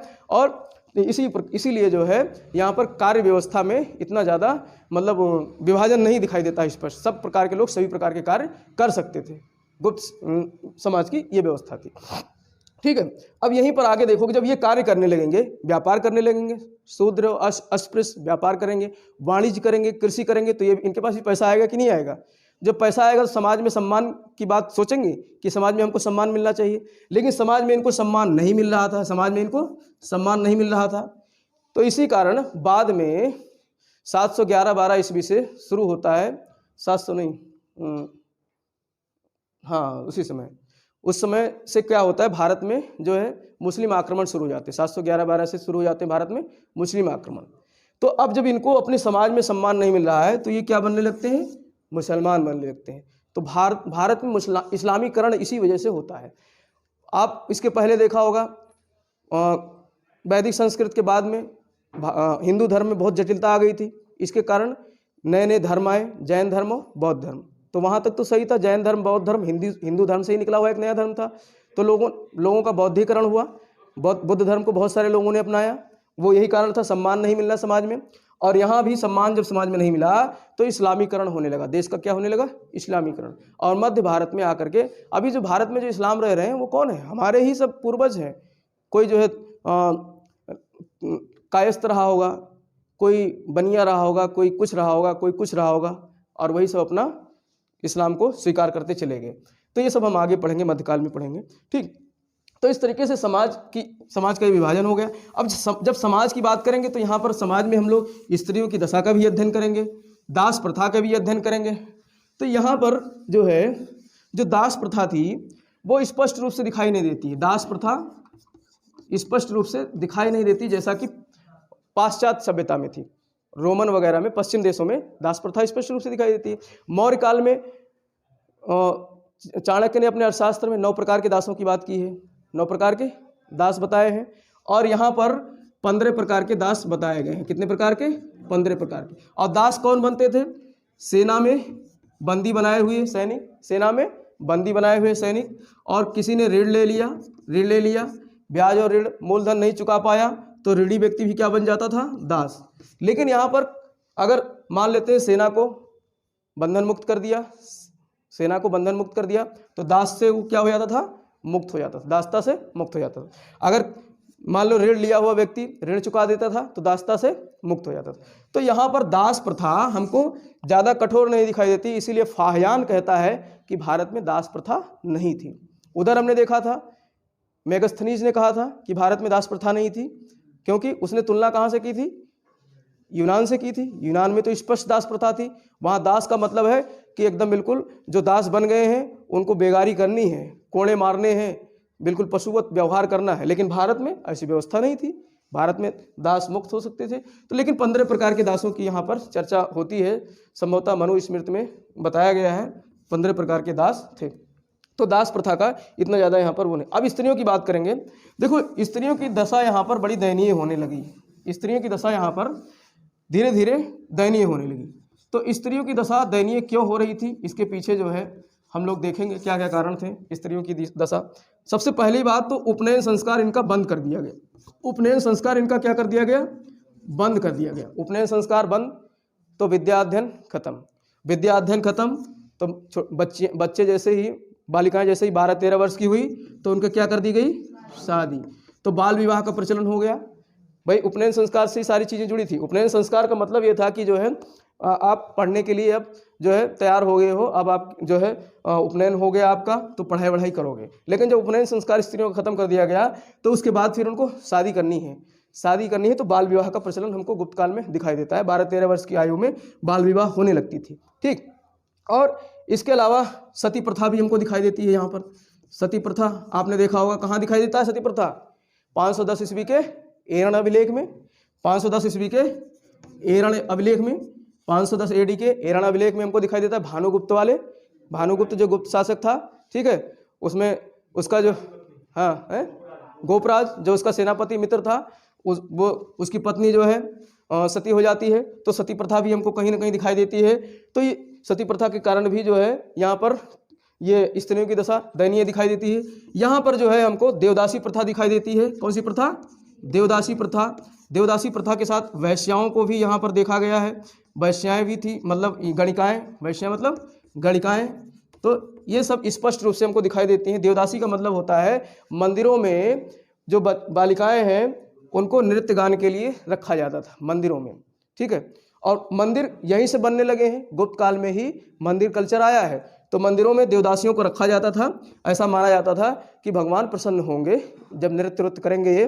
तो अब इनको देवदासी प्रथा में लगा दिया गया तो पढ़ाई लिखाई सब खत्म। तो इस तरीके से महिलाओं की दशा क्या हो गई? काफ़ी दयनीय हो गई। लेकिन एक चीज़ यहाँ पर, एक व्यवस्था हमको दिखाई देती है जो महिलाओं के फेवर में थी। यहाँ पर जो संपत्ति का अधिकार था, संपत्ति के अधिकार में महिलाओं को भी हक दिया गया। तो सबसे पहले संपत्ति का अधिकार महिलाओं के हक में कब आया? गुप्त काल में आया। यहाँ पर ये कहा गया कि अगर मान लेते हैं पति नहीं है और जो है उसके बाद संपत्ति पर किसका अधिकार होगा? पत्नी का, पुत्री। लेकिन सती का इतना ज़्यादा प्रचलन नहीं था। सती प्रथा हमको सिर्फ एरण में अभिलेख में दिखाई देता है। वो भी एक राजा था, सेनापति था, भानुगुप्त जो है, भानुगुप्त के मतलब उसके सेनापति, भानुगुप्त का सेनापति था, क्या नाम था उसका? गोपराज। गोपराज, तो गोपराज की पत्नी। लेकिन समाज में इतना ज़्यादा प्रचलन नहीं था। समाज में यहाँ पर जो स्त्रियाँ विधवा हो जाती थीं तो विधवाओं का बड़ा जीवन कठिन था, विधवाओं का जीवन बहुत कठिन था। इसीलिए इस जीवन से जो है बचने के लिए कुछ लोग सती हो जाती थी या ज़बरदस्ती घेर घार के बैठा दी जाती थी। सती का मतलब जलती हुई चिता पे जिंदे ही बैठा देना, तो सती हो जाना। तो विधवाओं का यहाँ पर जो है इनका जीवन बड़ा खराब था। विधवा को आजीवन ब्रह्मचर्य का पालन करना है। और इसके अलावा जो है ऐसा कहा गया है कि अगर आजीवन ब्रह्मचर्य का पालन करेगी विधवा तो फिर उसको जो है पति मुक्ति मिलेगी, अर्थात फिर जाकर मर करके अपने पति से वहाँ स्वर्ग में मिल जाएगी। हाँ अरे ऐसे चीज़ें बताई गई हैं विधवाओं को। भाई कुछ ना कुछ तो बताया जाएगा। भाई धर्म और ये सारी चीज़ें क्यों उत्पन्न होती हैं?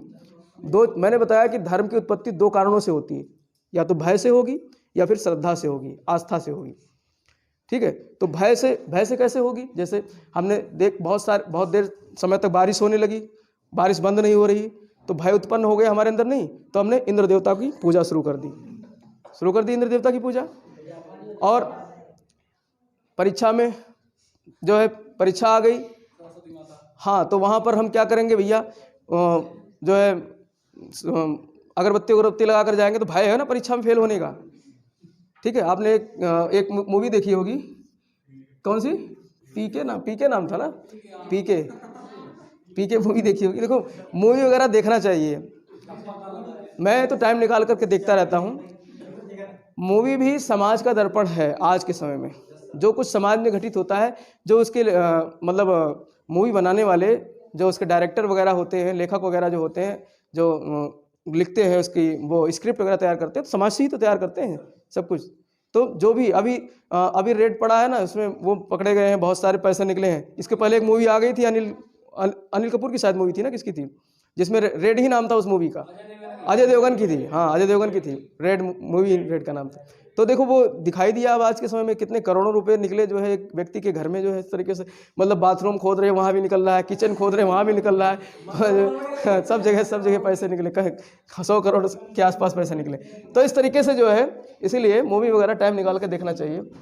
तो विधवाओं की दशा बहुत दयनीय थी। लेकिन ये सब दशाएं होते हुए, लेकिन संपत्ति की अधिकारी यहाँ पर ये एक सकारात्मक परिवर्तन आया। तो इसीलिए ये सकारात्मक परिवर्तन स्त्रियों के पक्ष में दिखाई देता है हमको। तो स्त्रियों की दशा ये हो गई। समाज के बारे में हम लोगों ने यहाँ देख लिया। अब हम लोग धर्म की बात करेंगे। किसकी बात करेंगे? धर्म की। देखो, धर्म जो यहाँ की जो राजकीय धर्म था वो क्या था? वैष्णव धर्म था। क्या धर्म था? वैष्णव धर्म था या भागवत धर्म था। कौन सा धर्म था? भागवत। भगवान विष्णु को पूजते थे ज़्यादातर लोग, इसीलिए तो परम भागवत की उपाधि धारण की थी राजाओं ने एक उपाधि धारण की थी, परम भागवत, परम भट्टारक, परमेश्वर। देखो, परमेश्वर की उपाधि धारण कर रहे हैं। परमेश्वर, अपने आप को ईश्वर बताया ना कि यहाँ के राजा क्या कहते थे? अपने आप को ईश्वर कहते थे, भय पैदा करने के लिए कि हम ही ईश्वर हैं, हमारी बातें ही जो है माननी ही राजा को, जनता को। तो ये परम भागवत, परम भट्टारक, परमेश्वर की उपाधि धारण करते थे ये। और इनका धर्म क्या था? मोस्टली राजकीय जो धर्म था। प्रश्न आएगा कि गुप्तों का राजकीय धर्म क्या था? वैष्णव धर्म था, भागवत धर्म था। भगवान विष्णु जी, अब इसके पीछे कई जो है तथ्य हमको दिखाई देते हैं। जैसे जो चंद्रगुप्त विक्रमादित्य था, चंद्रगुप्त द्वितीय था, उसने गरुड़ ध्वज की स्थापना की थी विष्णुपद पर्वत पे। तो ये सब हमको विष्णुपद पर्वत पे जो है गरुड़ स्तंभ स्थापित किया था, गरुड़ ध्वज स्थापित किया था। तो ये हमको क्या बताता है? और गरुड़ किसका वाहन है? भगवान विष्णु का। तो इनका राजकीय चिन्ह भी गरुड़ था। इनका राजकीय चिन्ह क्या था? गरुड़ था। इनका राजकीय चिन्ह भी गरुड़ था। और गरुड़ किसका वाहन है? भगवान विष्णु जी का वाहन है। ठीक है। तो इस तरीके से हमको यहाँ पर दिखाई देता है कि इनका जो मुख्य धर्म था, जो राजकीय धर्म था, वो क्या था? वैष्णव धर्म था या भागवत धर्म था। भगवान विष्णु से संबंधित इनका धर्म था। लेकिन यहाँ के राजा, राजकीय धर्म उनका वैष्णव था, इसके बावजूद यहाँ पर सभी प्रकार के धर्मों को जो बाकायदा बराबर जो है फलने फूलने का मौका मिला। यानी कि धर्म सहिष्णु थे। इन्होंने जो है शैव धर्म को भी जो है बराबर पनपने का मौका दिया। जैन धर्म, बौद्ध धर्म, सभी धर्म बराबर चले। अब जैसे शैव धर्म की बात करें तो शैव धर्म के बारे में यहाँ पर जो कुमारगुप्त प्रथम था और स्कंदगुप्त था, उसको कार्तिकेय कहा गया है। कुमारगुप्त शैव धर्म की अगर बात करें, शैव धर्म किससे संबंधित है? भगवान शिव से। और जो कुमारगुप्त प्रथम जो शासक था, कुमारगुप्त प्रथम, जो किस लिए जाना गया है? नालंदा विश्वविद्यालय के लिए। और स्कंदगुप्त, हूणों का प्रथम आक्रमण किसके समय हुआ था? स्कंदगुप्त के। तो कुमारगुप्त, स्कंदगुप्त दोनों को क्या कहा गया है? कार्तिकेय। दोनों क्या अपने आप को क्या कहते थे? कार्तिकेय। और कार्तिकेय का मतलब होता है भगवान शिव का पुत्र। तो कार्तिकेय किन्होंने कहा? कुमारगुप्त और स्कंदगुप्त। तो प्रश्न सीधे सीधे आएगा कि कौन से ऐसे दो राजा हुए जिन्होंने शैव धर्म अपनाया या शैव धर्म को प्रश्रय दिया? तो कुमारगुप्त और स्कंदगुप्त। इन्होंने अपने आप को क्या कहा? कार्तिकेय कहा, भगवान शिव का पुत्र कहा। ठीक। और इसके अलावा यहाँ पर त्रिमूर्ति की संकल्पना हमको दिखाई देती है। त्रिमूर्ति की पूजा कहाँ शुरू होती है? गुप्तों के समय। त्रिमूर्ति में कौन है? ब्रह्मा, विष्णु और महेश क्या है? भगवान शिव ही हैं। तो ब्रह्मा, विष्णु, महेश की यानी पूजा यहाँ शुरू होती है। तो कहीं ना कहीं इससे हमको दिखाई देती है। और अर्धनारीश्वर की कल्पना यहाँ की गई। किसकी? अर्धनारीश्वर मतलब भगवान शिव और माता पार्वती दोनों रूपों की एक ही स्वरूप में पूजा की गई। तो उसको क्या कहा गया? अर्धनारीश्वर। तो इससे हमको पता चलता है कि इस समय शैव धर्म भी बाकायदा बराबर उसका भी प्रश्रय था, उसे भी बाकायदा बराबर उतना ही सम्मान मिला जितना हमको वैष्णव धर्म का दिखाई देता है। और इसके अलावा अगर बौद्ध धर्म की बात करें तो बौद्ध धर्म की अगर बात करेंगे तो कुमारगुप्त की बात तो करेंगे ही। बौद्ध धर्म की बात करेंगे तो कुमारगुप्त की बात करेंगे। ठीक है। तो कुमारगुप्त ने नालंदा विहार ही दान कर दिया था। नालंदा बौद्ध विहार जो विश्वविद्यालय बन गया। क्या बन गया? विश्वविद्यालय बन गया। विहार का मतलब क्या होता है? जहाँ पर बौद्ध भिक्षु रहते हैं उसको क्या कहते हैं? विहार। तो नालंदा में पहले इसने विहार ही बनाया था बौद्ध भिक्षुओं को रहने के लिए, और बाद में वहाँ पठन पाठन होने लगा तो वो अंतर्राष्ट्रीय स्तर का एक विश्वविद्यालय भी बन गया उसी के समय, कुमारगुप्त के समय में ही।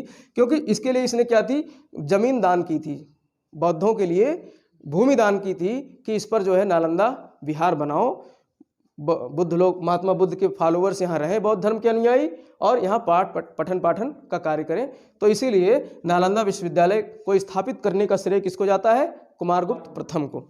और इसके अलावा फाहियान भारत आया था कि नहीं आया था, और फाहियान चीन का क्या था, बौद्ध जो है अनुयायी था, चीन से आया था, बौद्ध धर्म का अनुयायी था। और बाकायदा 15 वर्ष भारत रहता है, 15 वर्ष भारत में रहता है, 399 एडी से लेकर के 414 एडी तक भारत में रहा है, 15 वर्ष तक फाहियान भारत में रहा है। अगर यहाँ के राजा बौद्ध धर्म को नहीं मान रहे होते, प्रश्रय नहीं दे रहे होते, तो फाहियान को डंडा लेकर के खदेड़ देते, चलो चीन जाओ, यहाँ तुम्हारी कोई आवश्यकता नहीं।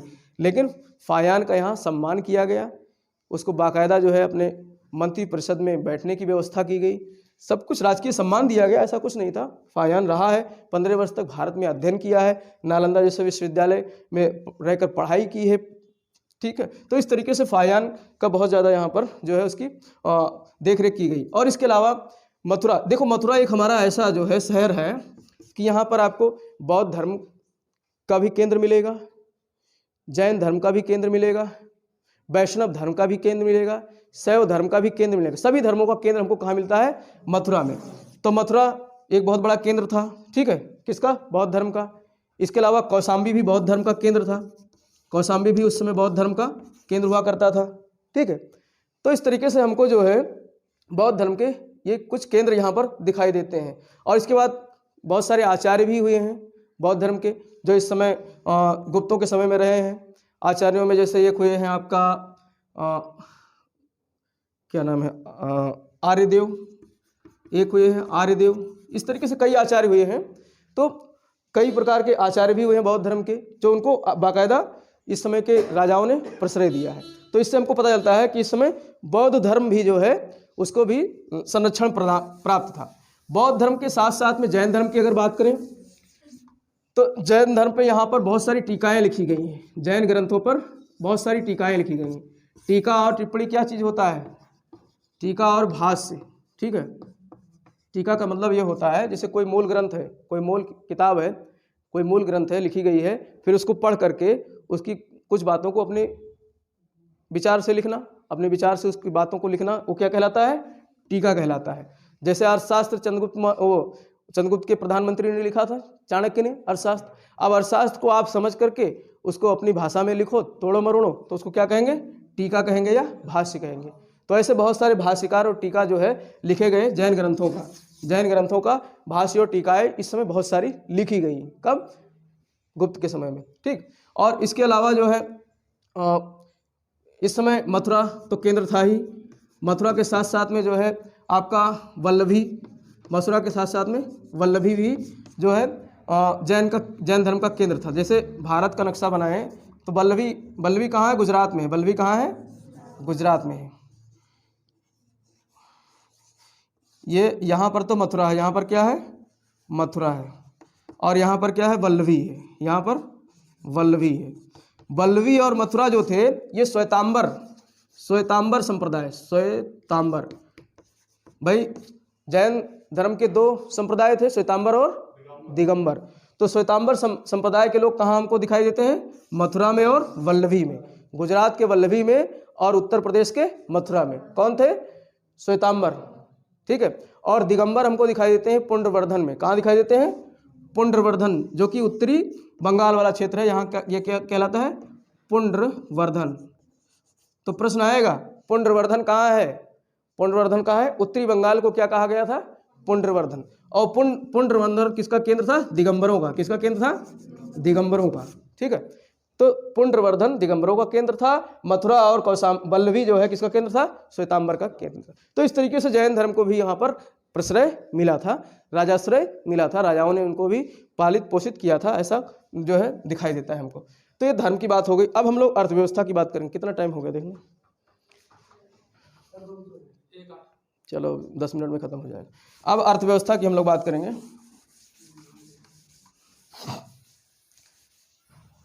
अर्थव्यवस्था की बात करें तो सबसे जो है हम लोग यहाँ पर अर्थव्यवस्था, किसी भी देश की अर्थव्यवस्था को 3 भागों में, खास करके भारत की अर्थव्यवस्था को 3 भागों में हम लोग पढ़ते हैं ना, प्राथमिक सेक्टर और द्वितीयक सेक्टर और तृतीयक सेक्टर। प्राथमिक, द्वितीयक और तृतीयक सेक्टर, 3 सेक्टरों में हम लोग अध्ययन करते हैं। प्राथमिक में मोस्टली क्या क्या, कृषि का अध्ययन करते हैं, पशुपालन का अध्ययन करते हैं, ठीक है, और जो है इसके अलावा खनन वगैरह का अध्ययन करते हैं। तो यहाँ पर जो है मुख्य रूप से कृषि व्यवसाय था, प्रमुख व्यवसाय, तो कृषि का अध्ययन करेंगे, ठीक। और इसके अलावा भूमि का अध्ययन करेंगे, भूमि कितने प्रकार की थी, तो भूमियों का अध्ययन करेंगे। और द्वितीय क्रियाकलाप में हम लोग उद्योग का अध्ययन करते हैं। किसका करते हैं, उद्योग, तो प्रमुख उद्योग कौन कौन से, इसका अध्ययन करेंगे। और तृतीय क्रियाकलाप में हम लोग वाणिज्य व्यापार का अध्ययन करते हैं। किसका अध्ययन करते हैं, वाणिज्य व्यापार का अध्ययन करते हैं। और बैंकिंग का अध्ययन करते हैं, बैंकिंग व्यवस्था यहाँ पर दिखाई देगी आपको। और इसके अलावा बैंकिंग के साथ साथ में हम लोग अध्ययन करते हैं मुद्रा व्यवस्था का। किसका, मुद्रा व्यवस्था। तो हम लोग इसका भी यहाँ अध्ययन करेंगे, वाणिज्य व्यापार, बैंकिंग और मुद्रा व्यवस्था, इन तीनों चीज़ों का हम लोग तृतीय क्रियाकलाप में देखेंगे। तो पहले हम लोग कृषि की चर्चा करते हैं। देखो, कृषि एक प्राथमिक सेक्टर है और मुख्य इनका जो राजस्व का स्रोत क्या था, भू राजस्व था। क्या था, भू राजस्व। और भू राजस्व कृषि से ही आता था। कहाँ से आता था, कृषि से आता था। और अभी तक क्या था, लोहे का बहुत अच्छी तरीके से इस्तेमाल होने लगा था। लोहे की खोज हो गई थी 600 ईसा पूर्व में। कब होती है, 600 ईसा पूर्व में लोहे की खोज हो जाती है अतरंजी खेड़ा से, ठीक है। ईटा के पास एक स्थान है जहाँ अतरंजी खेड़ा, सबसे पहले लोहे के साक्ष्य कहाँ मिले, अतरंजी खेड़ा में, ठीक है। तो लोहे का यहाँ पर हल के जो फाल थे किसके बने, लोहे के। अब हल के फाल जब लोहे के बने तो यहाँ पर जुताई क्या हुई, गहरी, जुताई क्या होगी, गहरी। तो कृषि उत्पादन क्या होगा, अच्छा खासा होगा। कृषि उत्पादन अच्छा खासा होगा, उत्पादन अच्छा खासा होगा तो अधिशेष बचेगा कि नहीं, अधिशेष बचेगा। उत्पादन खाने के बाद अधिशेष बचेगा, तो अधिशेष का क्या होगा, व्यापार होगा। अधिशेष का क्या होगा, व्यापार होगा। और राज्य को क्या जाएगा, कर जाएगा। तो राज्य समृद्ध होगा कि नहीं होगा। तो इस समय की जो अर्थव्यवस्था थी वो अच्छी थी, अर्थव्यवस्था अच्छी थी। इसीलिए सब कुछ मिला करके जो इस समय क्या कहा गया है, गुप्त काल को स्वर्णकाल कहा गया है। अर्थव्यवस्था अच्छी थी क्योंकि कृषि उत्पादन अच्छे होते थे। इसी समय सिंचाई की नई प्रणालियों का खोज होता है, सिंचाई की नई प्रणाली की खोजी जाती है। जैसे जो है रहेट आपने सुना होगा, रहेट नहीं सुना है, रहेट रहेट कहते हैं या फिर अर्घट कहते हैं। अभी बता रहा हूँ क्या चीज़ है रहेट, अर्घट या फिर तुला यंत्र, इसको तुला यंत्र भी कहा जाता है, ठीक है। तो ये क्या चीज़ है, देखो ऐसा होता है कि कुओं में, हम तो खैर अपने बचपन में हमने देखा भी, अर्घट हमारे गांव में था। उसमें क्या होता है कि एक जो है ऐसे रस्सी सी लोहे की जो है बनाई जाती है और उसमें वो बांध दिए जाते पात्र जिसमें जल भर जाए। जैसे हम तो सुपलिया जानते थे, उसको सुपलिया समझते थे, जैसे दाना वाना फटकते हैं, सूप कहते हैं ना, तो ऐसे लोहे की सुपलिया बांध देते थे उसमें। और फिर वो जो है पशु घूमता था, बैल, और वो अर्घट घूमता था और कुएं से पानी ऊपर आता था। तो उसमें बारी बारी इस तरीके से, जैसे एक कुआं है, एक कुआं है और यहाँ पर एक चक्री लगी हुई, यहाँ पर एक चक्री लगी हुई, और ये चक्री जो है एक बैल से क्या हुआ है, जुड़ा हुआ है, एक बैल से। और बैल इसका चक्कर लगाता है, बैल चक्कर लगाएगा तो ये पुली ऐसे घूमेगी कि नहीं घूमेगी नीचे। और इसमें इस चैन में क्या बंधा है, पात्र बंधे हैं, बाल्टी समझ सकते हो, बाल्टी बंधे हुए हैं, कई बाल्टी इस तरीके से बंधे हुए हैं। अब जब ये चक्री घूम करके नीचे जाएगा तो कुएं से पानी भरेगा कि नहीं भरेगा, और भर करके फिर यहाँ ला करके उड़ेलता था, यहाँ ला करके उड़ेलता था, फिर उससे सिंचाई होती थी। तो ऐसी व्यवस्था को क्या कहते हैं, रहेट। क्या कहते हैं, रहेट। तो रहेट के बारे में, सिंचाई की रहेट की जो व्यवस्था है कब आई, गुप्तों के समय में आई। रहेट या इसको अर्घट भी कहते हैं या तुला यंत्र भी कहते हैं। तो ये क्या है, सिंचाई की एक व्यवस्था है।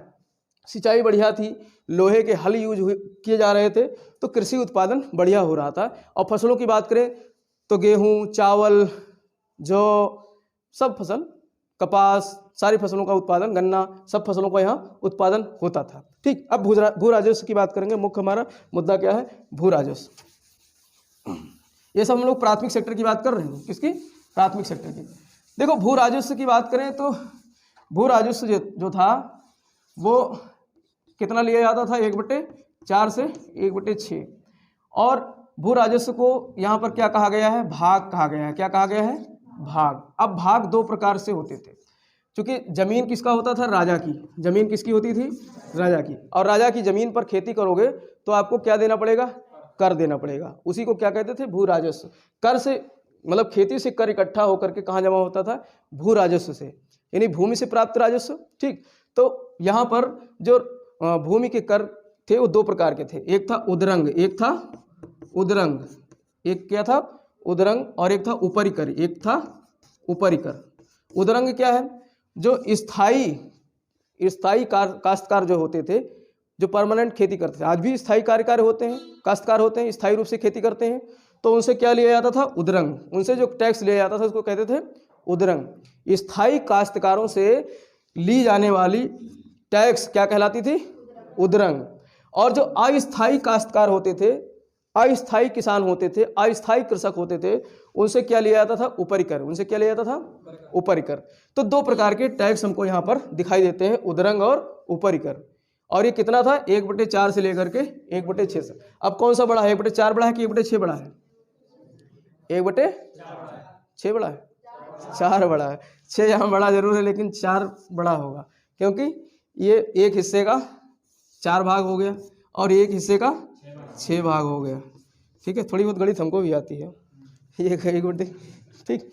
तो इस तरीके से जो है दो हमको यहाँ पर कर दिखाई देते हैं। और इसके अलावा इसके धार्मिक कर जो लिया जाता था, धार्मिक कर लिया जाता था भाई। धार्मिक कर, मंदिर बनाना है, ठीक है, शिवालय स्थापित करना है, देवालय स्थापित करना है, तो उसके लिए भी तो टैक्स लगता था। तो धार्मिक कर को क्या कहा जाता था? बलि। धार्मिक कर को क्या कहा जाता था? बलि।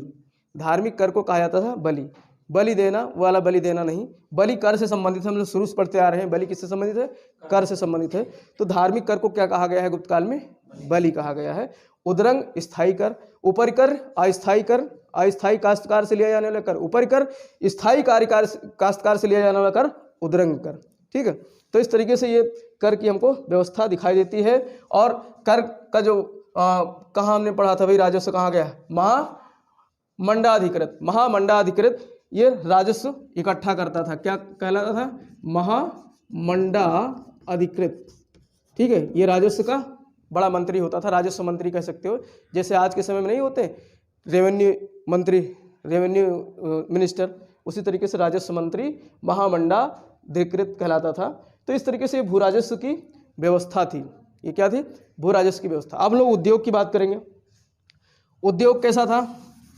यहाँ पर वस्त्र उद्योग मुख्य उद्योग था। वस्त्र उद्योग प्रमुख उद्योग था। वस्त्र उद्योग प्रमुख उद्योग था। तो वस्त्र में भी जो है सूती वस्त्र उद्योग था। वस्त्र में भी कौन कौन से उद्योग थे? सूती वस्त्र उद्योग, रेशम वस्त्र उद्योग। भाई चीन से हमारा रेशम आने लगा था ना, किसने? कनिष्क ने कब्जा कर लिया था चीन के रेशम मार्ग पर। उसके बाद से रेशम का उत्पादन भारत में भी शुरू हो गया था, क्योंकि वो कब्जा कर लिया तो सीख गया कैसे रेशम बनाते हैं, तो भारत में भी रेशम का उद्योग हो गया।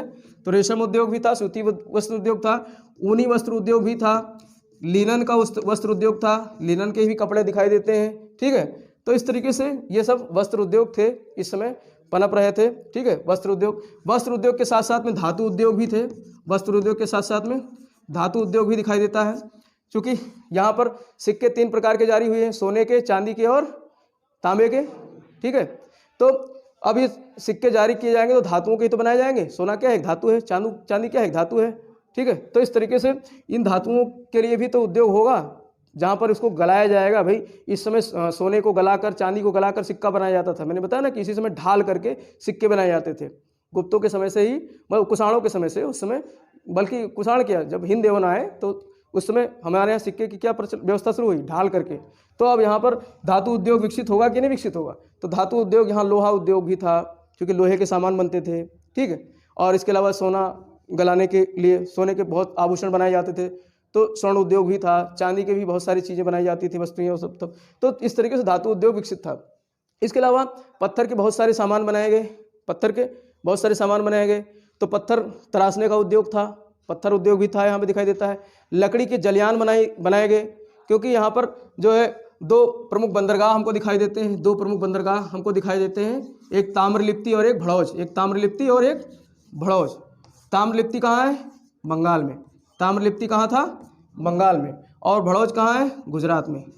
तो इनसे क्या होता था यहाँ से जलयान समुद्र पारी व्यापार होता था, इनसे क्या होता था, समुद्र पारी व्यापार होता था। तो इस तरीके से जो है लकड़ी के भी उद्योग हमको यहाँ पर दिखाई देते हैं। तो ये सब क्या है, उद्योग हो गए। अब उद्योग के बाद हम लोग बात करेंगे वाणिज्य और व्यापार की, जो तीसरे तरफ। ये तो हमने द्वितीय क्रियाकलाप देख लिया। द्वितीय क्रियाकलाप के बाद में हम लोग टर्सरी सेक्टर देखते हैं, तृतीय क्रियाकलाप, जिसमें सबसे पहला क्या है, वाणिज्य और व्यापार। वाणिज्य और व्यापार, देखो यहाँ पर कुछ शब्द आते हैं वाणिज्य व्यापार के लिए, इसको आपको ध्यान रखना है। एक तो श्रेणी यहाँ पर उत्पन्न होता है। क्या उत्पन्न होता है, श्रेणी। श्रेणी का मतलब ये होता है कि जो है भाई आज के समय में क्या है, व्यापारी लोग एक अपना संगठन बनाते हैं कि नहीं बनाते हैं। हर कोई अपना संगठन बनाता है सुरक्षा के दृष्टिकोण से, सुरक्षा के कोई शोषण ना हो सके। तो व्यापारी लोग, हर वर्ग के व्यापारी, चाहे कुंभकार हो, कुम्हार हो, वो अपना एक श्रेणी बनाते थे, या फिर बढ़ई हो, लोहार हो, वैश्य हो, जो सब लोग अपना अपना क्या बनाते थे, संगठन बनाते थे। तो उन संगठनों को क्या कहा गया, श्रेणी कहा गया। उन संगठनों को श्रेणी कहा गया। और उसका मुखिया जो होता था ज्येष्ठक कहलाता था। क्या कहलाता था, ज्येष्ठक कहलाता था इसका मुखिया, या फिर श्रेष्ठिन कहा जाता था। श्रेष्ठिन या ज्येष्ठक किसको कहा गया है, किसी श्रेणी का मुखिया। और श्रेणी क्या होता था, किसी भी व्यवसाय का जो एक संगठन होता था उसको क्या कहते थे, श्रेणी। किसी भी संगठन का जो संस्था होती थी उसको क्या कहा जाता था, श्रेणी। और श्रेणी का मुखिया जो क्या कहलाता था, ज्येष्ठक या श्रेष्ठिन कहलाता था। ये किसको कहते थे, श्रेणी। जैसे मान लेते हैं जैसे कुम्हारों की एक श्रेणी बन गई, कुम्हारों की एक श्रेणी बन गई, फिर उसका मुखिया क्या कहलाएगा, श्रेष्ठक कहलाएगा। और श्रेष्ठक क्यों बनाया गया, कि व्यापार में जो है एक अच्छी तरीके से उसका व्यवस्थित व्यापार हो सके, व्यवस्थित व्यवसाय हो सके, और सुरक्षा मिल सके समाज में, या फिर बाजार में उसको क्या मिल सके, सुरक्षा। तभी तो आज भी तो व्यवस्था इस तरीके से दिखाई देती है। तो इसको बोलते हैं गिल्ड। इसको क्या बोलते हैं अंग्रेजी में, गिल्ड व्यवस्था। और गिल्ड व्यवस्था आज भी कहीं ना कहीं चल रही है। गिल्ड व्यवस्था, श्रेणी वाली व्यवस्था आज भी चल रही है, ठीक। और इसके अलावा बैंकिंग यहाँ पर दिखाई देता है। और ये लोग ब्याज पे भी पैसा देते थे। श्रेणी लोग क्या करते थे, उसी में जैसे कोई ब्याज पे पैसा लेकर के, ऋण पर पैसा लेकर के और अपना व्यापार करना है तो वहाँ से ले सकता था। तो इस तरीके से हमको यहाँ बैंकिंग व्यवस्था दिखाई देती है। बाकायदा साहूकार और महाजनी व्यवस्था यहाँ पर दिखाई देती है। साहूकारी और महाजनी व्यवस्था हमको कहाँ से दिखाई देती है, गुप्त काल से। महाजन लोग हमको यहाँ से आते हैं। महाजनों को काम क्या है, ऋण पर पैसा देना, ऋण देना, ब्याज पर क्या देना, पैसा देना।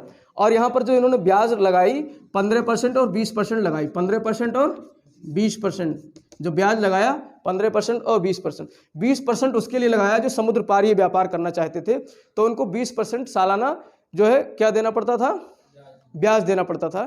समुद्र पारी व्यापार करने जा रहे हैं, डाकू साकू लूट लेंगे, कहीं पैसा डूब ना जाए, तो ज़्यादा ब्याज लेते थे भाई। तभी तो आज भी तो जैसे कोई नकदी रख दी, मतलब कोई सोना रख दिया, कोई कुछ रख दिया, तो उसके लिए क्या होता है, उसके लिए जो है कम ब्याज लेते हैं। और जिसने कुछ नहीं रखा गिरवी, तो उसको ज़्यादा पैसे ब्याज देना पड़ता है ना। ऐसे आज भी तो है। तो ऐसे साहूकारी और महाजनी व्यवस्था, यहाँ पर बैंकिंग का ये जो है हमको यहाँ पर दिखाई देता है कि कहीं ना कहीं बैंकिंग व्यवस्था डेवलप हो रही थी धीरे धीरे। किस रूप में, साहूकारी और महाजनी व्यवस्था में, जो 15% और 20% की ब्याज दर पर देते थे, ठीक है। तो इस तरीके से महाजनी व्यवस्था आ गई और श्रेणी व्यवस्था आ गई। यहाँ पर जो है मुद्रा हमको दिखाई देता है। मुद्रा, व्यापार में जो है मुद्रा का चलन था। तो मुद्रा हमको 3 प्रकार के मुद्रा दिखाई देते हैं, स्वर्ण के मुद्रा और चांदी के मुद्रा, सिल्वर, चांदी, या फिर इसको क्या कहते हैं, रजत मुद्रा दिखाई देती है, और ताम्र मुद्रा, और क्या दिखाई देती है, तांबे की मुद्रा। तो 3 प्रकार की मुद्राएं दिखाई देती हैं। स्वर्ण की मुद्रा को क्या कहा गया है, दीनार। ये प्रश्न आएगा, दीनार किसको कहा गया है, स्वर्ण की मुद्रा को। और चांदी के मुद्रा को या रजत की मुद्रा को कहा गया है रूपक। क्या कहा गया है, रूपयक या रुपया। रुपया शब्द हमको लगता है यहीं से आया है। रूपयक या रुपया किसको कहा गया है, चांदी की मुद्रा को। रजत मुद्रा को क्या कहा गया है, रूपयक। और पहला रूपयक जो जारी किया था, चांदी का मुद्रा जो जारी किया था, चंद्रगुप्त द्वितीय ने जारी किया था। सबसे पहला चांदी का मुद्रा गुप्त शासकों में चांदी का पहला मुद्रा किसने जारी किया था, चंद्रगुप्त द्वितीय ने, व्याघ्र शैली में। जब उसने महेंद्र तृतीय को मारा था, महेंद्र तृतीय कौन था, शक शासक महेंद्र तृतीय को मार करके उसने व्याघ्र शैली का एक सिक्का जारी किया था, चांदी का, मालवा वाले क्षेत्र में। मालवा वाले क्षेत्र में ही तो थे, मालवा और गुजरात वाले क्षेत्र में ही तो थे जो है शक लोग। और शकों को जीत करके चंद्रगुप्त द्वितीय ने क्या जारी किया था? व्याघ्र शैली का, यानी बाघ बना हुआ, बाघ की शैली का, बाघ की आकृति का एक रुपयक जारी किया था, चांदी का, चांदी का सिक्का जारी किया, जिसको क्या कहा? रुपयक कहा गया। ठीक है, और रुपया हमारा आज वहीं से चला आ रहा है। तो इस तरीके से चांदी के सिक्कों को रुपयक कहा गया, सोने के सिक्कों को दीनार कहा गया। तो ये प्रश्न आता है, दीनार किसको कहा गया? सोने के सिक्के को, और चांदी के सिक्के को रुपयक कहा गया। एक चीज और, जो कर था, कर दो रूपों में दिया जाता था। कर जो है दो रूपों में दिया जाता था, नगद कर दिया जाता था या फिर अन्न के रूप में, अनाज के रूप में। नगद कर को हिरण्य कहा गया है, नगद कर को क्या कहा गया है? हिरण्य। तो हिरण्य शब्द किसके लिए आएगा? नगद कर के लिए हिरण्य शब्द आया है। तब अब इस, और हिरण्य किसको कहा गया? वैसे स्वर्ण को कहा गया है। हिरण्य किसको कहा गया है? स्वर्ण को कहा गया है। हिरण्यवी नदी का किसको कहा गया? सिंधु नदी को, क्योंकि सिंधु नदी में सोना मिलता था, तो इसको हिरण्यवी नदी कहा गया है। पढ़ा होगा उसमें, जब हम पढ़ा रहे थे सब सिंधु सभ्यता में। ठीक है, तो हिरण्य। और जो अन्न के रूप में कर दिया जाता था उसको कहा जाता था जो है अन्न, मेय। अन्न के रूप में कर को क्या कहा जाता था? मेय। ठीक है, मेय। तो मेय शब्द किसके लिए आया है? अन्न, जो अनाज के रूप में, सीरियल्स के रूप में, अनाज के रूप में टैक्स जब देता था किसान, तो उसको कहते थे मेय। क्या कहते थे? मेय। और नगद के रूप में देते थे तो उसको क्या कहते थे? हिरण्य। ठीक है, तो इस तरीके से ये पूरा हमने जो है 4 चीज़ों का अध्ययन कर लिया, प्रशासन, समाज, धर्म और अर्थव्यवस्था। कल हम लोग अध्ययन करेंगे जो है कला का, साहित्य का और विज्ञान का। ठीक, इन तीनों चीज़ों का अध्ययन करेंगे, फिर हमारा गुप्त साम्राज्य खत्म हो जाएगा।